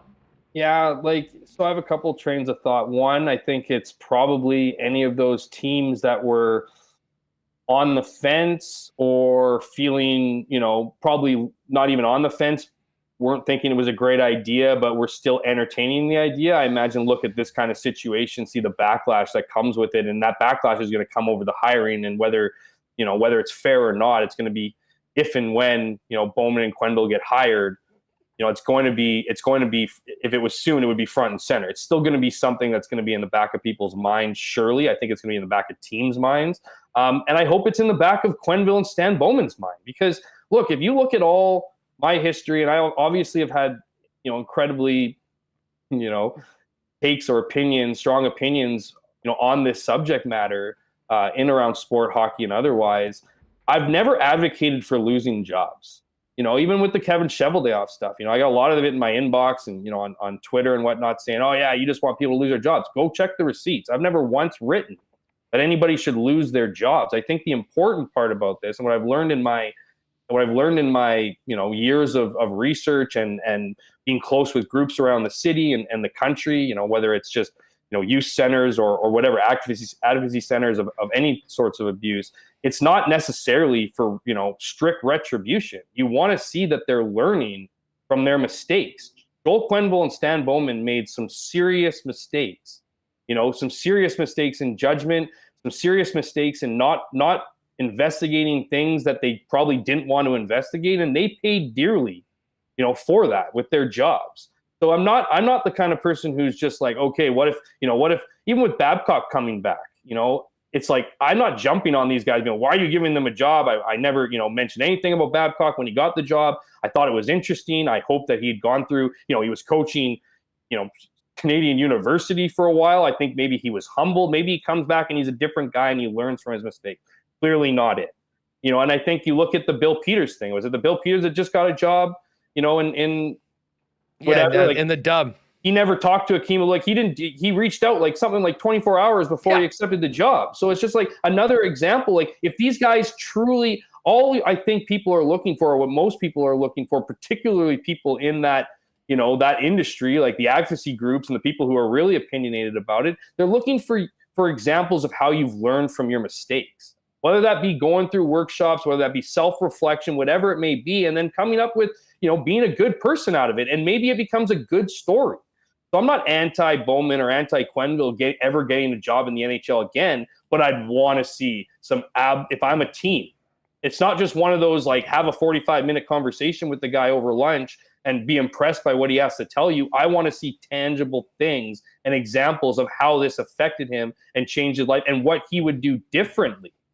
Right? Because that's the thing that we never get to hear publicly, whether it be for legal reasons or just morally bankrupt ones, is that no one ever admits they did something wrong. And if you're not admitting that you did something wrong, then why would you get another? What leads teams to believe that you're going to do anything different and put in this situation? And so, it will be interesting. I think it is a little interesting that they're at the meetings, whatever that could be for. I think those are probably just as much to meet with the NHL and continue the dialogue of returning, because the NHL would bring them back if not for the backlash, right? And that's where I don't have a lot of trust. Like, that's where I don't have a lot of trust in teams. Where I was kind of getting on when I originally was starting to answer this question about being on the fence. I think there's still going to be 4, 5, 6 teams that don't give a shit about what he did, with the Chicago Blackhawks. Don't think that he was responsible for anything and don't care if, outside of winning hockey games. I think that's going to always exist in the NHL. So I wouldn't be surprised if he came back. I just hope, and to prevent from another Babcock situation, is that these guys actually did learn what they did, what they didn't do was wrong. And they take actionable steps to prove that they're going to be better in the future. One last bit on this topic, and it's not to do with those guys in Chicago. It's not to do even with Mike Babcock. It's to do with Pascal Vincent. And I feel very good for Pascal. Secondly, that he finally gets an opportunity to be a head coach. But the first reason I'm most happy is that he doesn't have to deal with Mike Babcock, because from everything that we've heard, he will take advantage of his underlings, his subordinates. So first off, I think he and a lot of people in that organization dodged a bullet of what would have been a miserable run. But the other side of it, Jeff, is that he gets a chance in a very unique circumstance to become a head coach. Lots of people around here think the work that he's done, he was ready for it. Part of the reason why he went to Columbus was he thought that would fast track or get him in a better situation to become a head coach. What do you make of the opportunity and the challenge to Pascal Vincent to come in as a very different person than Mike Babcock and lead this hockey club with a bunch of really talented young players that obviously were spooked by the way they were handled by the old guy. And if anything, what the way that he got the job and everything that happened in the past week does to the way he may operate as the coach of CBJ. Well, here's the good news for Columbus Blue Jackets organization and their fans, is that if Mike Babcock is the standard of how not to handle your players, young players in particular, Pascal Vincent might be the standard of how to handle your younger players the right way. And I think that is going to be a very important part of this. I think Pascal Vincent as a communicator is very strong at that. I mean, obviously he made his way up through the Manitoba Moose. He was dealing with these guys, right? These young players who, you know, have issues with their ego, pride, all these things. Like, he knows how to handle the modern day NHL player, and he's been doing it long enough now where I think it boosts him up in the reputation part, right? Because there's no doubt in my mind that there are veteran players in every NHL locker room that when a new coach takes over, they're looking at their resume, whether they were a player or whether they were a long time coach. And, you know, fair or not fair, some people get judged based on, you know, that type of experience. And, you know, Pascal never played in the NHL. He was never really a head, you know, he dabbled up in like assistant coaching and whatnot, but was never a head coach. And so this is his opportunity, and he's worked his way. That's the other part that players appreciate. They appreciate guys who work, you know, their cans off, make it up through every level, do well at every level, and then get their shot. So these players are going to want to play for him. They're going to want to play for his first season. And they might even be rallied now to play for him, given what happened to Mike Babcock. What I think is really fascinating is that I wonder what that locker room is right now. You know, or there's got to be some guys that are just like, WTF, we don't have a coach, what's going on, who said something, whatever. There's going to be some, it's not smooth sailing in that locker room, I don't think. I don't necessarily think it's broken or fractured per se, but there certainly needs to be some addressing, some talking to, and I think that's where Pascal is going to be, you know, is going to make his hay, is his ability to bring everyone together, to make sense of the situation, to move on from the situation, but also not ignore the situation. Because the last thing you want to do here is just pretend like this didn't happen. You don't need to dwell on it. I'm not saying it's going to be some week-long exercise of talking about it. That's not what I'm suggesting. But you got a guy that's not going to ignore the elephant in the room. And once you acknowledge that, then you can start moving forward from it. And I think this is an awesome opportunity for a great person and a great coach on what I think should be an exciting, young, upcoming, disciplined team. You know what? I mean, it's bizarre. Like, this past week for that organization and everybody involved has probably been a real roller coaster and kind of awkward and definitely uncomfortable for some of the key players. But I actually think that this team is going to have a great training camp. I think the atmosphere around it is going to be great. Like, you asked what the feeling within that locker room is. I think every single player, to a man, thinks that they just dodged a bullet. I mean, like, they're hearing more and more about the background of this guy, and anyone that didn't have any contact with him, listen, they know that he's won the gold medals and he's won the Stanley Cup, but they're also hearing all these other horror stories about it. They absolutely dodged a bullet. And then I think Pascal goes in, takes this head on. I'm going to treat you guys as men. This is the culture we're building here. I think we all know here in Manitoba, he is very much capable of doing that. And, I think in a lot of ways that this could be, it's weird to say it, but actually a good thing for that team unit, and probably a good thing for Pascal, as opposed to if they just went and hired him and he had the whole summer to come in and he's this kind of unknown guy that was a coach in the minors and in junior and we don't know much about him. They're kind of forced to come together. But man, the big takeaway, if I'm a Columbus Blue Jacket, we dodged a bullet. I wonder if that is it, though. I agree wholeheartedly with you, Huss, on that sentiment. But I wonder if there isn't there was a big reluctance to make the big move that they made, and what the feeling is amongst whether it be executives or the coaching staff, all the way down to the players. There's certainly some players clearly that are happy with the decision. I'm sure there's some players that might not be, just given the repercussions to the season. But I do think, as we both agree, I think Pascal is the guy that's going to come in and be able to massage all that. Again, not even ignore like it. Boone Jenner and Johnny Gaudreau, like, You think those guys want to be seen as the guys that are Babs's guys in the locker room, especially when all that other BS was happening? And that's the unfortunate part, is that they've set themselves up to do that. You know what I mean? And that is the unfortunate part. And you hear, we talked about it. It's a tough situation. It's not like I'm suggesting that Jeff Merrick and Elliot Friedman put them in a tough spot. They did their jobs. That's the number one news of the day, and they have arguably the biggest leader in that room, or at least one of them, and Johnny Gaudreau. You're going to ask him about it. I just think that's being put in between a rock and a hard place, and I wonder. And that's why I wonder what the situation is going to be in the locker room, because you have younger guys that went to the NHLPA when interviewed and said they were, look, this isn't guys being like, yeah, I thought that was kind of creepy, but so be it. This was guys who were weirded out by it, who would not be weird by their new boss taking their phone outside, like off of team premises, and for a number of minutes going through their phone.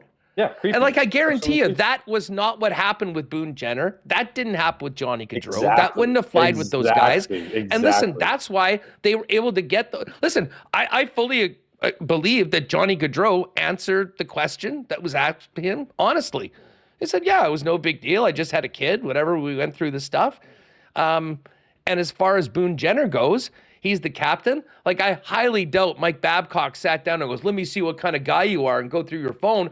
But I do believe that he would do that with some of those younger players. That's obviously what the Chicklets guys were tipped off about.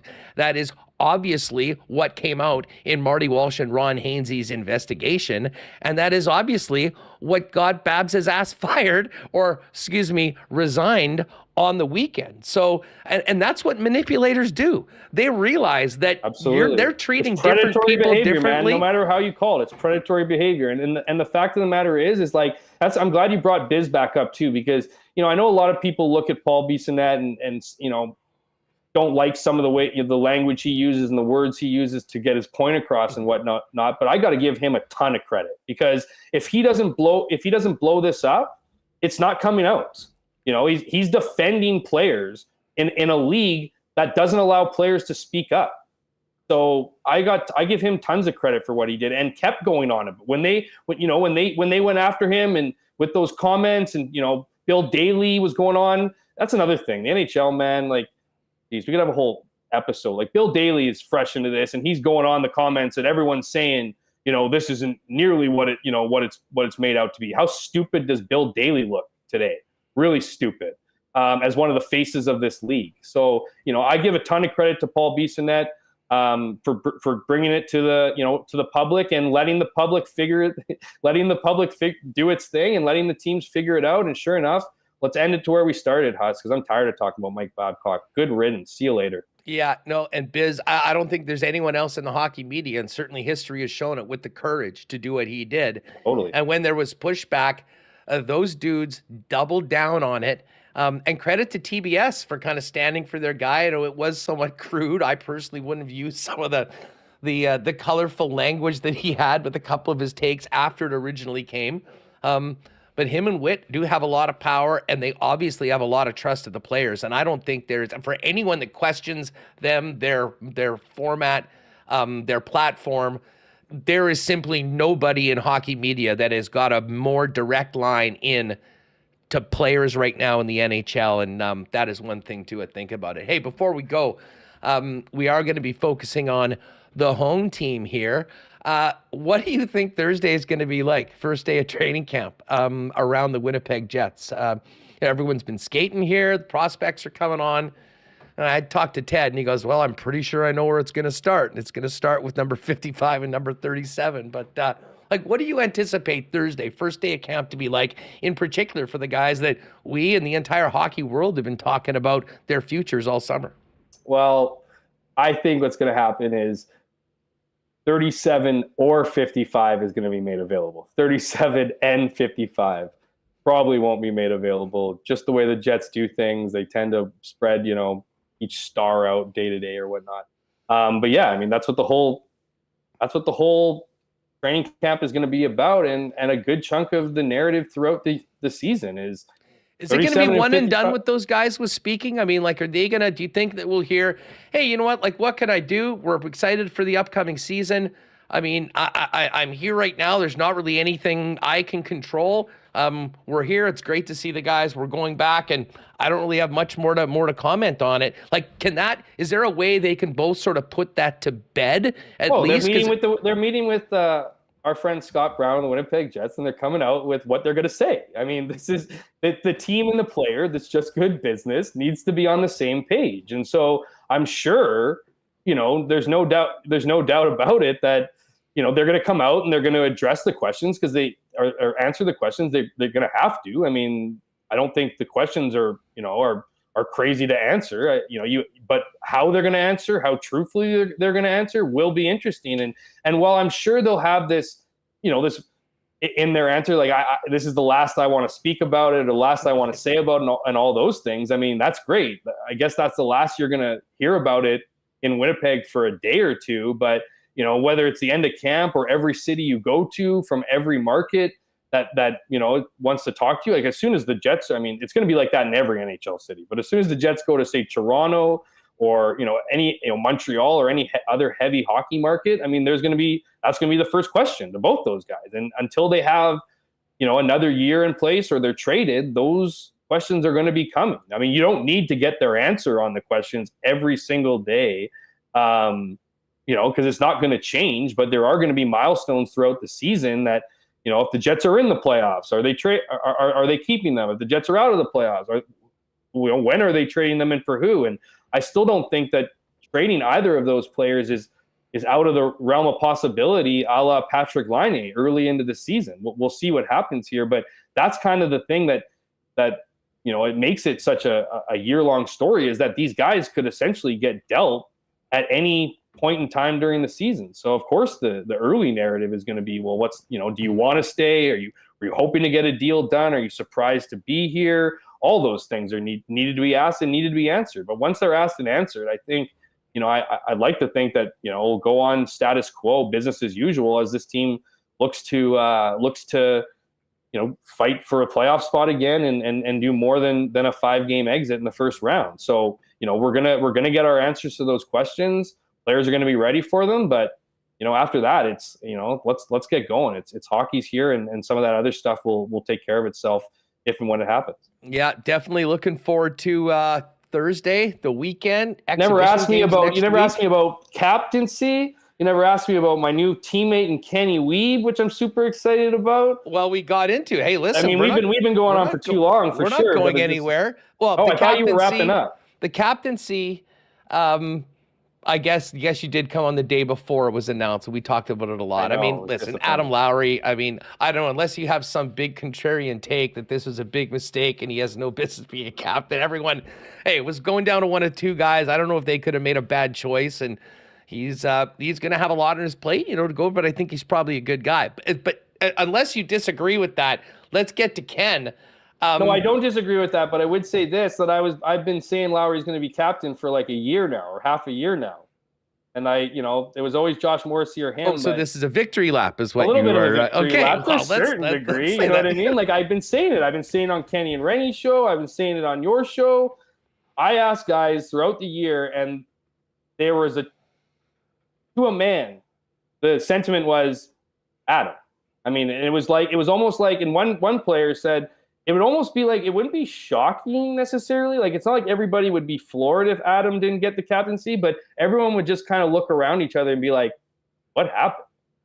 So that to me kind of sold it. And I mean, I think Adam's a great captain. Josh would have been a great captain too, but I think when it comes down to it, Adam will be able to handle the burden of being a C better than Blake did and better than Josh would, I'd argue. Yeah, well, I mean, I think if we just look back at last season, I mean, like, listen, after that game against St. Louis at the end of January when Morrissey put the team on his back and everything, I'm like, what are we waiting for? Put the C on his chest right now. We just saw it. There's no question about it. As the season went down the tubes for that last couple months, listen, there was a lot on his shoulders. He was the guy, and I think he was wearing it a little bit more. And even Adam Lowry, who went through an extended slump, he didn't score for 30-odd games.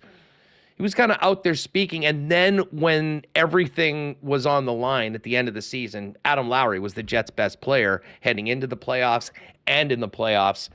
But to me, it was the game against Minnesota. I mean, I think that game, him going up against Reeves, all the other BS that was happening in that, the response of the team when he came through the tunnel, everything we saw, to me, I kind of think that might have been the moment that pretty much told everyone everything they needed to know, because there was a lot of reasons why both guys would have been a good man for the job. For sure. And I think the one thing that tips Adam over, and I kind of alluded to it with the burden of wearing the C, is you're going to get a guy who day in and day out, he might not be as consistent as a Josh Morrissey or a Mark Scheifele or whatever on the ice, right? When we saw him dip through those 30 games and find his game in the back half of the season. You want more consistency out of every player, let alone your captain. But where his consistency is going to be most important is off the ice. He's going to show up every single day exactly the same. He's not going to be a bitter guy one day, super nice guy the next day. He's going to be Adam Lowry every day of the season, and you need that from your captain. You need that consistency from your captain. They didn't have that with Blake Wheeler. He was a good player. He gave his heart out to the team, but that guy showed up not the same every single day. And that's what Adam Lowry is going to bring to the table, that consistency, that level-headedness, that ability to breathe in a room and handle those situations. And I think that's what put him over the edge. Well, and you know what? The other thing is the way that he treats people. And I'm not going to make this about Blake and anything behind the scenes, but Adam Lowry, you talk to the media, you talk to the guys working in the dressing room, you talk to the guys at the security door at the arena, you talk to the person at the Starbucks. I was going to say 7-Eleven, Birchwood Automotive Group, wherever. Listen, unimpeachable character. And listen, you learn a lot about people, about the way they treat those when no one's watching. Like it's easy to go up in front of a microphone and be on your best behavior and do all that stuff. It's the way that I believe the true measure of a person's character is what they do when no one is watching.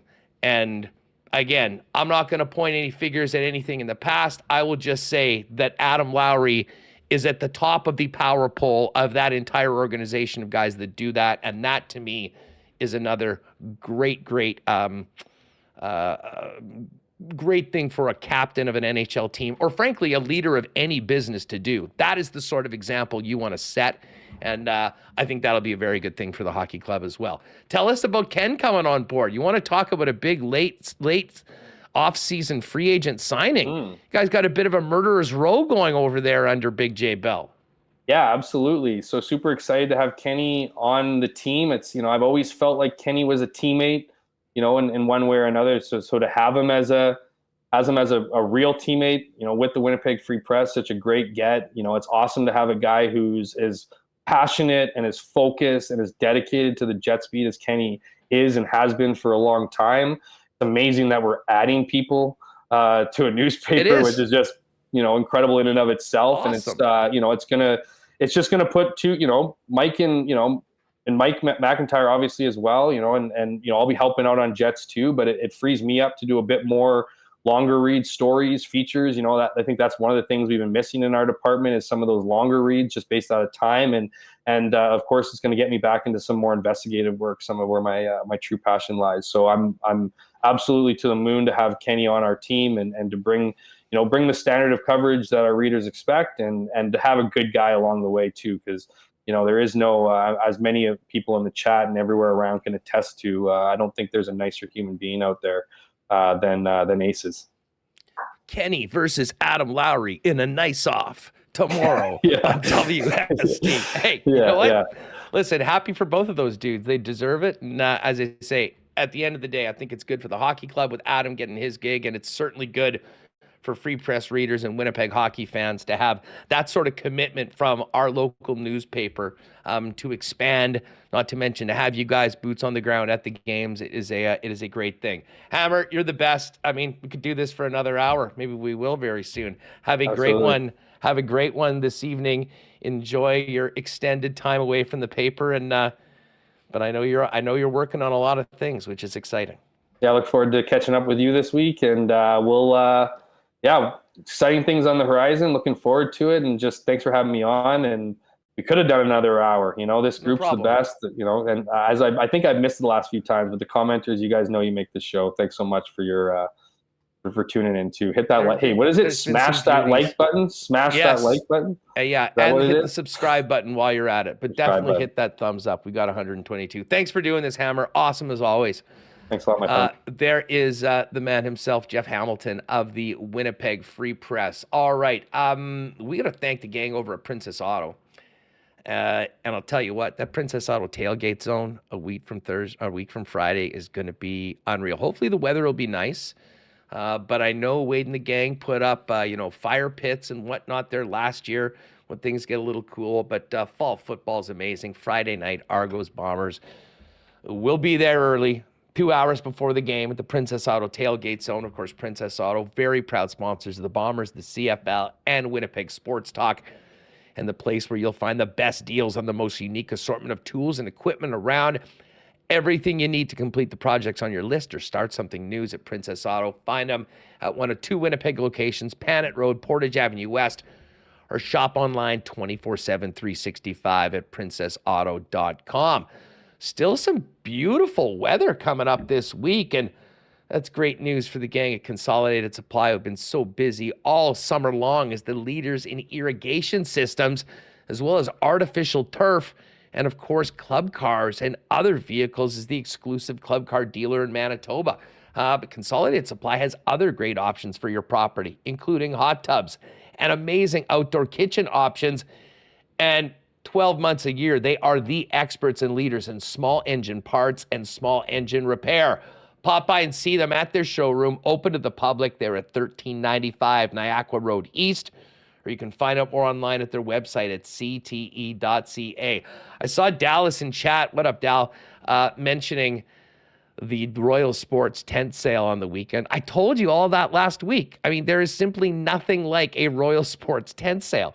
Man, there was a ton of people, and there was a ton of great deals with thousands of pairs of shoes and more going out at more than 50% off. Well, we might have to wait for a little bit of tent sale. There's still great deals all year long at Royal Sports. Check out their Bomber gear. Check out their great selection of Jets gear for the upcoming season. Not to mention maybe a new jersey. Iafallo, Velarde, one of those players. They've got you covered. NFL and the best hockey selection in town, with hockey players working in the store to get you the right fit, the right equipment for the player in your family. Royal Sports, the original hockey superstore, and so much more. 750 Pembina Highway.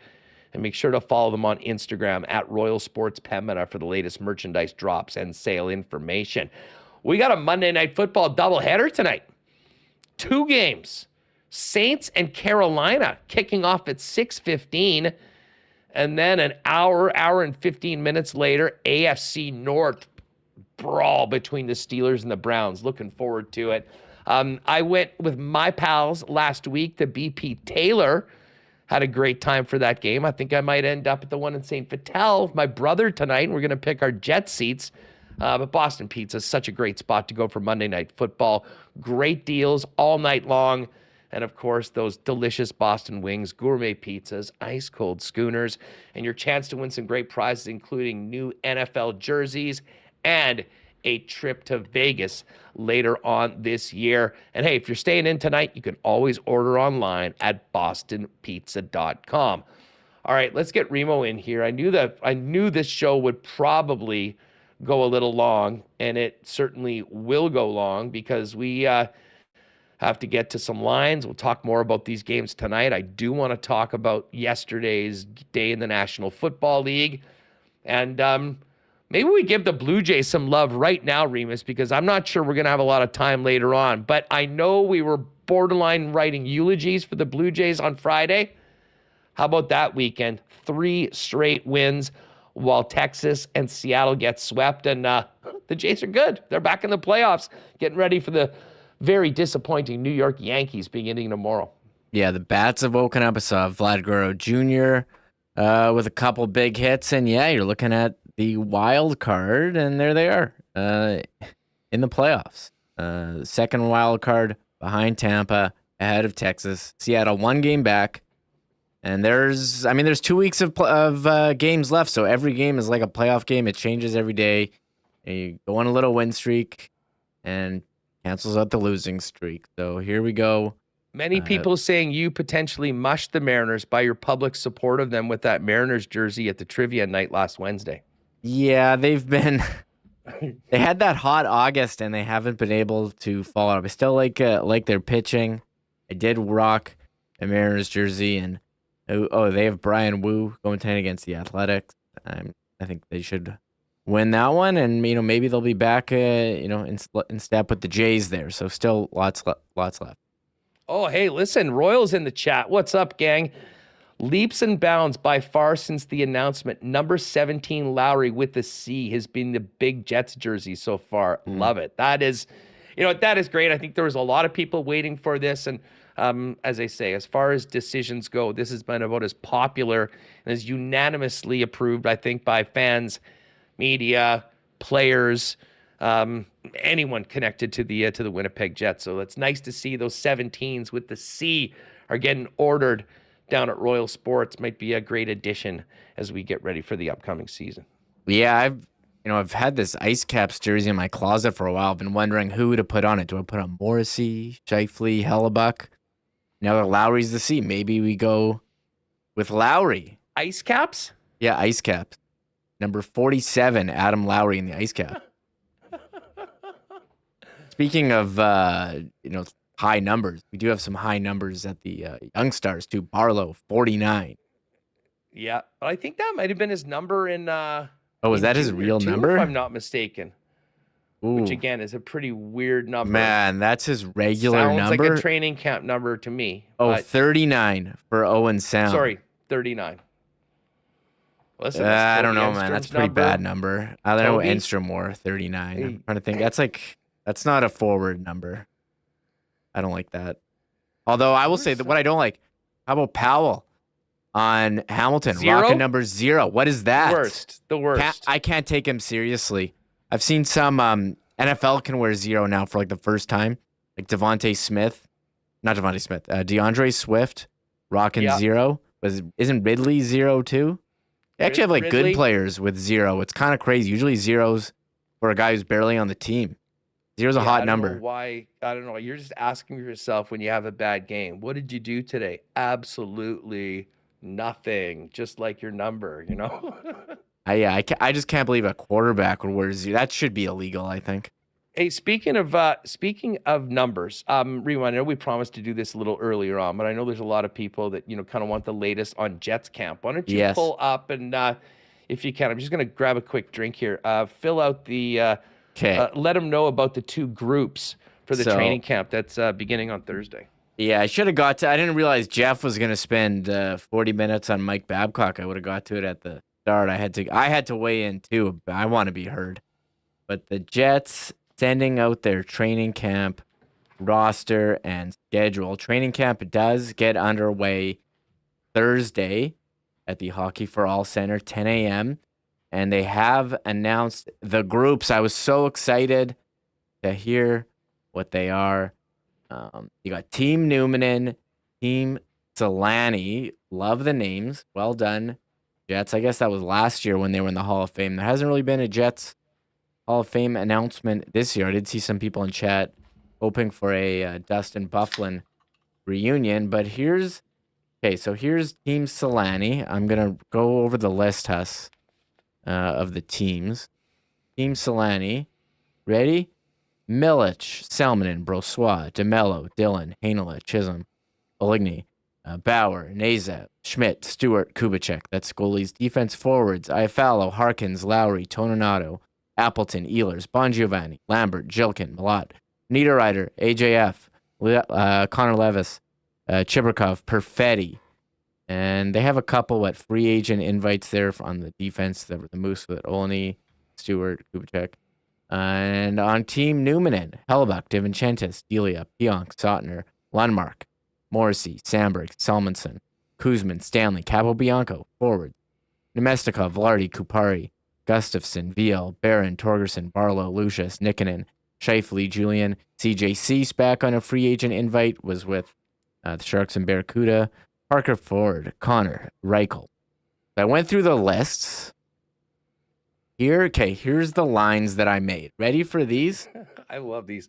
training camp lines for one of the two groups. Guessing the lines. Now, I don't really care as much about the defense lines because, like, they switch them around all the time.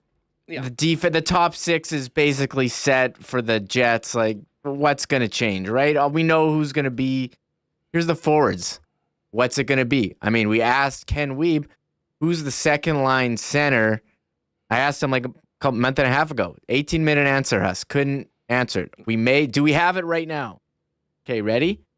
Here is Newman, and this is what I'm projecting very early. Just guessing. This is pure speculation. All caps speculation. Yeah, this is what I just gathered. Okay, Connor, Scheifele, Velarde on Newmanen. Okay. Barron, Nemesnikov, Kupari. Okay, is this the line? Barlow, Gus, Lucius, Nikkanen, Borgerson, Reichel. And then I had leftover Cease, VL, Ford, Julian. I don't know. What did you think of that? Was that... I wasn't sure about this Barlow, Gus, Lucius. I don't know. I know they played with Torgerson before. Like, here's the thing. Connor and Scheifele, I guess that makes sense, although it also makes me nervous in our own end. Who is getting... This goes back to the ultimate Ken question. Who's getting the first crack at the, number 2C? Go to the other group, and then you may have the answer. Well, exactly. I mean, if with Velarde being on that one side, he's not a yes. I know you've got Perfetti in between Nino and Ehlers. Okay, wait. I gotta make. And yes, that really could. Part of me thinks, and again, I know it's Iafallo that's in the other group, and Velarde's in Scheifele's group. There is part of me that thinks, like with the, and again, maybe we'll find out more about these players. Like Alex Iafallo is known to be a great, very responsible 200-foot player. And if Rick Bowness is going to run with Scheifele and Connor together, to me, that is the type of guy you would want to have playing with those guys. Now, has he been, more or less a middle six player? Yeah. But as I say, to me, it's about roles, and I'm sure he'd love that role if he gets the chance. That being said, I could absolutely see Velarde get that opportunity as well, and maybe that'd be a good thing because I think if Cole Perfetti can if he could get the job done at number 2C, man, that honestly is one of the best case scenarios for the Winnipeg Jets this year. I'm not saying it will happen, but if he can do it, I think that's exactly the way the team would love to see things play out. Yeah, so sorry, as people are requesting a graphic so I can put these up. I'm just in the middle of typing it up. Probably should have done it before, but 6. Yeah, trust me, it's 3 p.m. right now, cranking out 6 lines of speculative lines for each training camp group right now. Probably not totally necessary. You don't think I have a template ready and I can type faster than anyone out there? Come on. Like I already got it. Well, you do. I'm basically done it. How much time are we going to continue to talk about speculative training camp lines? We should have done it for 45 minutes. There's some people in chat who are like, why are you talking about Babcock? We just got training camp. It's the biggest story in hockey. Yeah, who cares about Babcock? Let's talk about who's the second line center is going to be. So on Team Solani, I had Ehlers, Perfetti with Nino Niederreiter. And then I had Iafallo, Lowry, Appleton. I got the fringe line with Harkins, Toninato, Axel. Then I got the Young Stars line, Chibrikov, Lambert, Jilkin.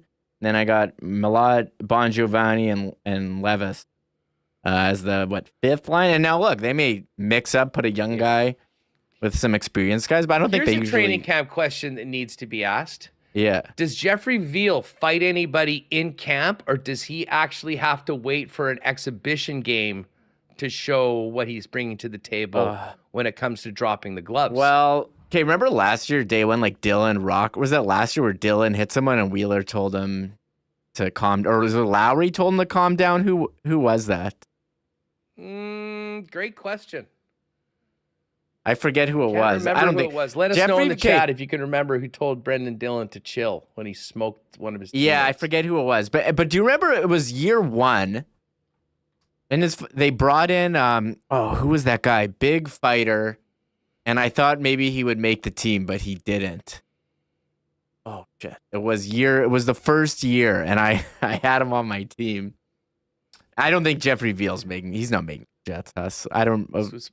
I didn't ask if he was going to make the team. I asked who he was going to fight in training camp, or will he have to wait until an exhibition game to fight? Oh, I think preseason. Yeah, he had 150 penalty minutes last year with the Barracuda. That's so hard to do. It's impossible. As I said yesterday, or at the in the training camp, at the trivia night, like that was one of the questions. Who was the last Jet to have 100 or more penalty minutes in the season? There's a puck, and good people puck that doku. went will know it was Pierre-Luc Dubois from the year before. But it's very, very rare that guys get to 100 minutes. So this guy's a complete gamer. Like I watched a few of I believe it was Wheeler that told Dylan to chill with the big hits early in camp. But now listen, do I think that Veal's going to be on the club? Probably not. And he's not even like an Anthony Peluso sort of real nuclear option, but the guy's an absolute gamer. Like when they signed him, I kind of went over to hockeyfights.com and just checked out all of his scraps for the last little bit. And like, I'm not even sure if he's got a winning record, but man, does that guy stand up and deliver. So guys like that always make their presence known at some point in training camp. It'll be interesting to see. See what happens with Here's the answer to my trivia. The guy who they brought in year one, I just remembered this one. David Kochi. I remember they brought him in to training camp year one. And he was like a big... this guy was massive. Name? He was massive. How do you spell his name? Koci. I'll be honest. Never heard of him. Man. I don't remember that at all. I remember it. I also remember they brought in Yanni, year one memories at training camp. Yanni Pessinen. And me and Ezzy would make jokes about him all the time. Yeah, Coach, he played for Blackhawks. He was a big fighter. He had 132 PIMs with the Lightning in 33 games, 08-09. But, Connor Rabchuk's like, who? Connor, you were like 5 when he was playing. Yeah, he was like Don't 5 worry. then. I guess not that long ago, but it was. I'm trying to bring up, so I had, these are years ago. Here are the Newman lines that I just made. I got to do these. I should have done it before. I wasn't sure I was going to reveal. I thought maybe we'd do it together, but whatever. I'll be honest. I could care less about all of this. What do you mean? This is Winnipeg Sports Talk. We need to talk about this. What? This is our job. On fictional training camp lines? Yeah. People want to make lines. You don't think how many people do we have in chat right now? This is stuff that happens in the Discord or on like a message board. This is like HF boards quality material, if you ask me. No, join our Discord. I'm putting the link in there too. If you do want to put, this is what we do on this show. We come up with fictional lines when they announce the rosters. That's what this is. I'm not saying this is journalism. Actually, you know what the highlight of the show was? I'm going to go back. When you're like, Ted, what are the big questions going to be on day one? And he rattled off like 10 questions that he's got in the holster ready to go. That was a lesson in Big J journalism. He was incredible. That was very well done by Ted as I put back these Newman in. This is the Newman in group. This is funny. So there's lots of different takes on all of this. They brought in Tim McCracken. Yes, awesome job. I don't remember McCracken. Rewrote. This is Threads. Doug Phil, start a poll over this. Do we care about speculative? Should I tweet? You think I can get a lot of likes if I tweet this out? Hey, this is what I think the lines are gonna be. How much? You know how many likes I would get on that? I'm just guessing. I mean, not as many as your rant from last week. I'll say that. I never tweeted that out, but it is Monday Night Football. Listen, this is something that's actually important, and I'm going to check this right now. Well, there's 2 games on tonight. Is one of them on TSN Plus, or are they both on TSN? That's a good question. That is. If one of them's on question. TSN, like, I think one of them's on ABC in the States. There's a big thing because it's the writer's strike. They don't have any content. and they're putting a lot of Monday Night Football games on ABC, and I think there are a number of double headers where, it used to be on ESPN in the past, but I'm gonna put on the schedule for TSN. Man, I don't even know where to find it on their website anymore. I don't know. I don't even know where to find it on their site, man. Well, here, TSN schedule. Let's see. Monday Night Football. Saints at Panthers, and then Browns. That's on TSN 1. TSN 2 has tennis tonight, Huss. WTA Guadalajara. Here, WTF Guadalajara? Yeah, got to make sure that's on there. And here's TSN 3. It's Saints, Panthers at 7:15 and Browns, Steelers. So they're not showing them at the same time. Okay, Browns, Steelers is on TSN 4 when it starts at 8:15. So TSN 4 will have Browns, Steelers. Seems like everyone, and so does TSN 5. TSN 1 and 2 are going to show the Saints. No, sorry, TSN 1 and 3 have Saints, Panthers at 7:50. So that's the answer. So they're not on. It's so stupid. It's like, why are you putting the Manning cast on TSN Plus? Like, this is why you have the 5 channels to show that. Listen, I was thinking about you getting so angry you threw a hat last week talking about this, and then I realized, oh my God, it's 2 Monday Nighters tonight. If one of those games is on TSN Plus, there will be. Anyways, that is a good news. They do have like one game a weekend now on TSN Plus where it used to be on TV, which is like, and I think they had Coach Prime. Gregory was texting me that Coach Prime was on TSN Plus and wasn't on actual TV. And then I saw people tweeting, like, why are we calling him Coach Prime? Why aren't we calling him Deion Sanders? Because Coach Prime is the sickest name. It's such a cooler name. They almost Deion lost, Sanders. too. I don't know if you saw that on Saturday night. They almost lost. Yeah. They had to come back late, score a touchdown and a 2-pointer, and then they won it in double OT.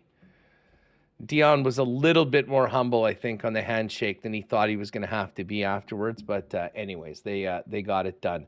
Okay, listen, the lines I care about are the Coolbet lines for these 2 football games tonight, to be perfectly honest. No, well, I told you. It's funny. At the start of the show, I told you about lines for training camp. You're like, what, betting lines? Yeah. That's what you said.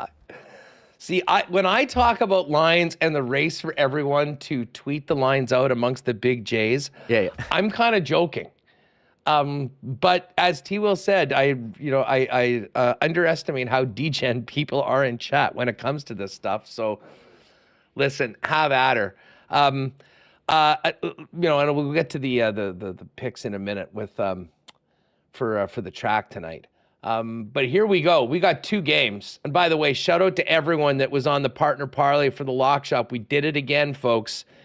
And thank God we had the extra half point in that San Francisco LA game.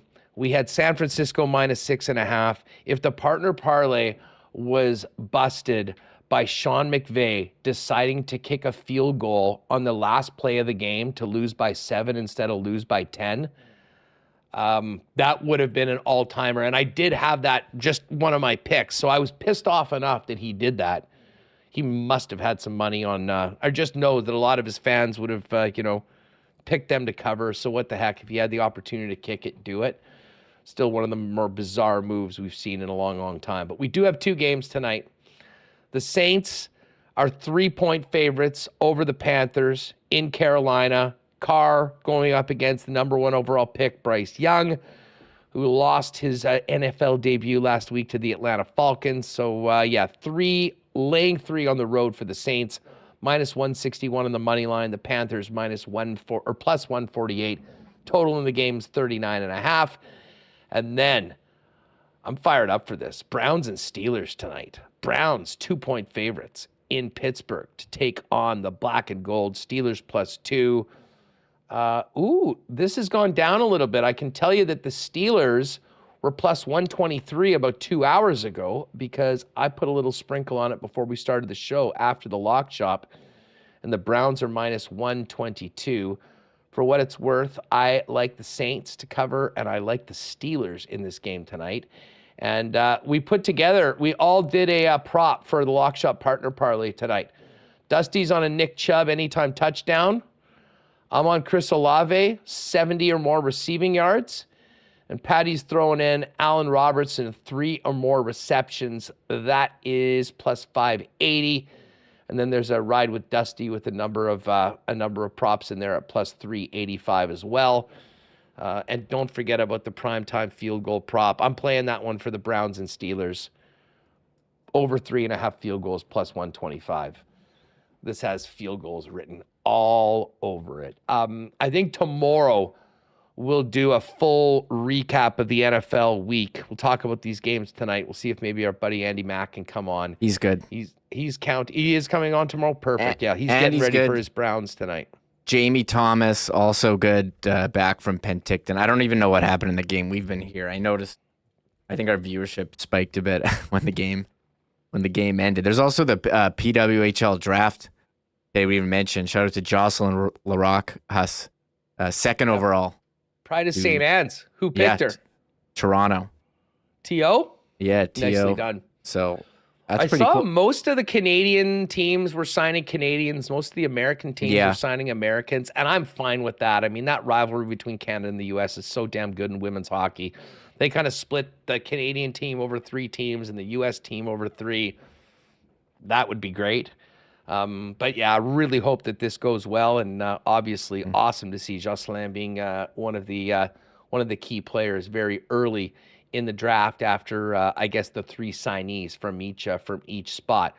So there you go, lock and loaded at Coolbet. Check out the Lock Shop noon every day before WST.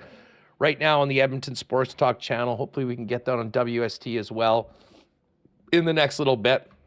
Hey, I gotta give a thanks to our friends at Little Brown Jug.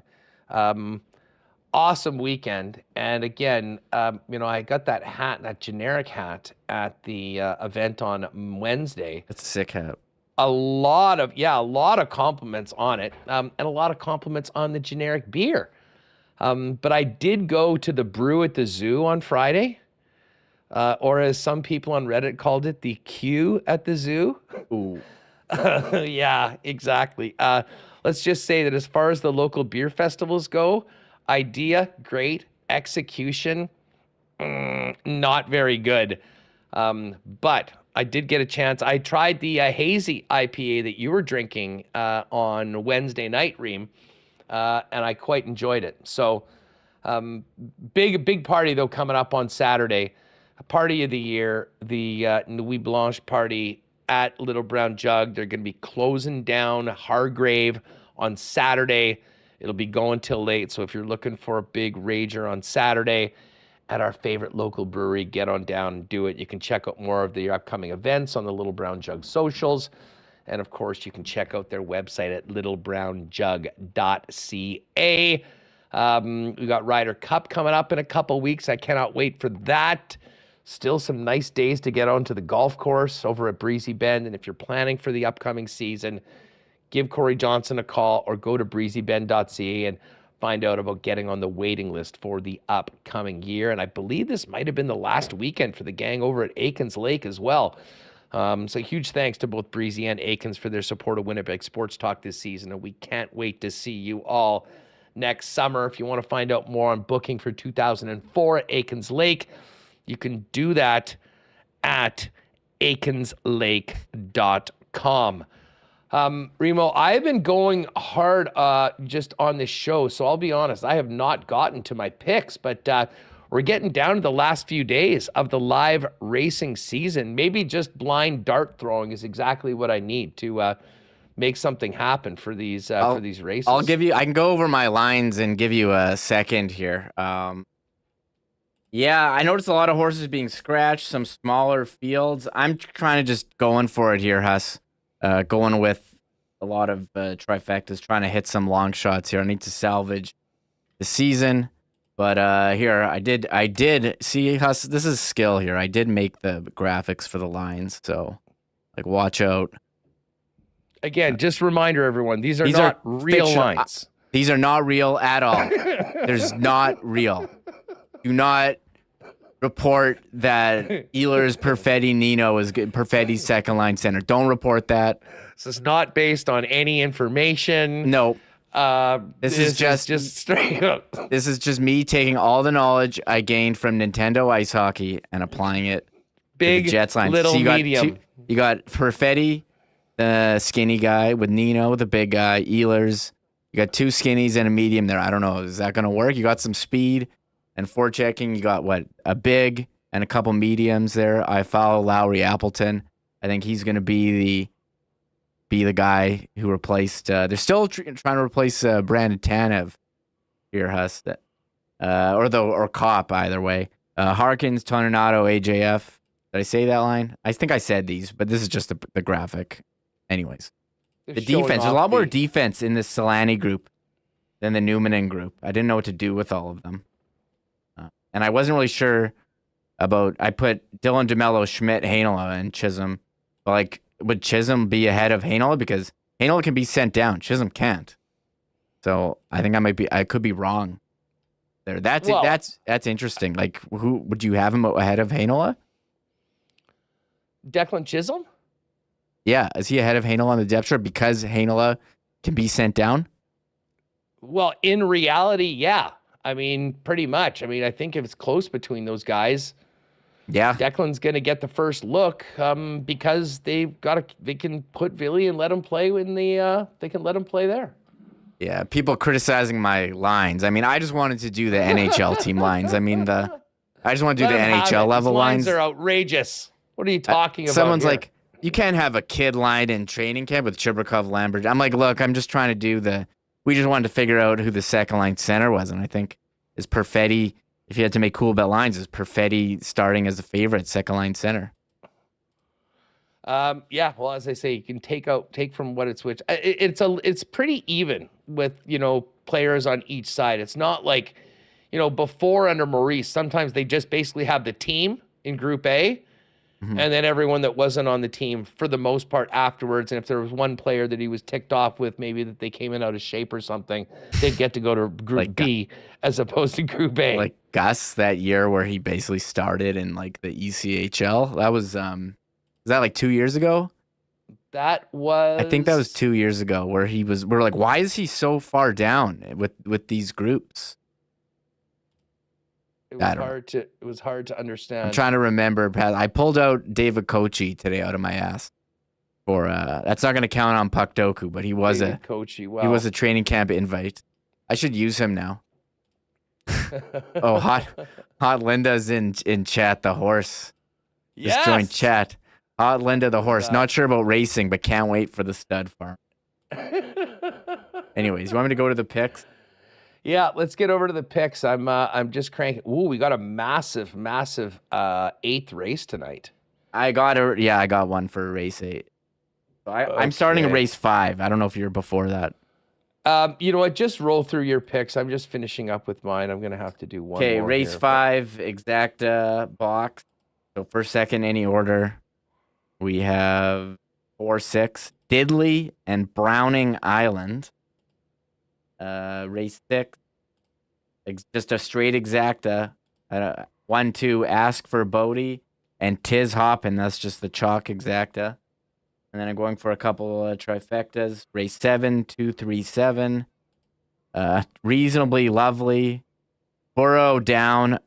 Burrow Down House? You think that's about Joe Burrow who just got hurt, or it's basically just talking about the start of the Bengals season right now at 0-2. Yeah, and the other one in this one is for 7, Missy into Mischief. So this could pay a lot if it wins. Got the big favorite and a couple long shots. Fingers crossed. Race 8, 1, 4, 9. This is a big one. Anna Kozana, who I've won on before. That's horse 9. Horse 4, Just Oppose. And 1, Double Barrel Elite, who is the big favorite. So I think this is a bit of a chalk trifecta here on a 9-horse field. I'll be tuning in on YouTube for this one. Is a little bit. All right, I'm going to throw one. We'll throw a Finn on Lucky Break here, who is the favorite, just to get it done. All right, so I've got a race number 4, Lucky Break to win. It's my one sort of chalky. That's the favorite, 9-5 right now. I think it's been pretty good so far this year. So race 4, then we go to race number 6. Tiz Hoppin to win, number 2. And then I got triactor boxes in the last 2. For race number 7, we're going with the box on 2, 3, 5. So reasonably lovely. Burrow down, absolutely. And Orange Theory. And then for the final race, I really like this one. 179. Yeah, I knew you were going big energy. Double barreled elite, big energy, and Anna Kozana. So again, just a few days left. So if you're thinking about, and listen, the weather's going to be really nice these next few days. So a perfect time to get down to the track for a little bit of live racing. You realize it's 27 right now outside? Is it? No, I don't, because I'm inside in my basement with no windows. Well, sorry, I got a little window. The high was supposed to be 26 degrees, but it is in fact 27 already right now. And tomorrow, sunny and 28. Wednesday, sunny and 21. Thursday, sunny and 22. Friday, mix of sun and cloud, 22. And then rain just in time for the weekend. So hopefully that rain can, take off a little extra and leave us be for what should be a fun day for FanFest. Yeah, and I just got the email. We're going to be seated next to Illegal Curve.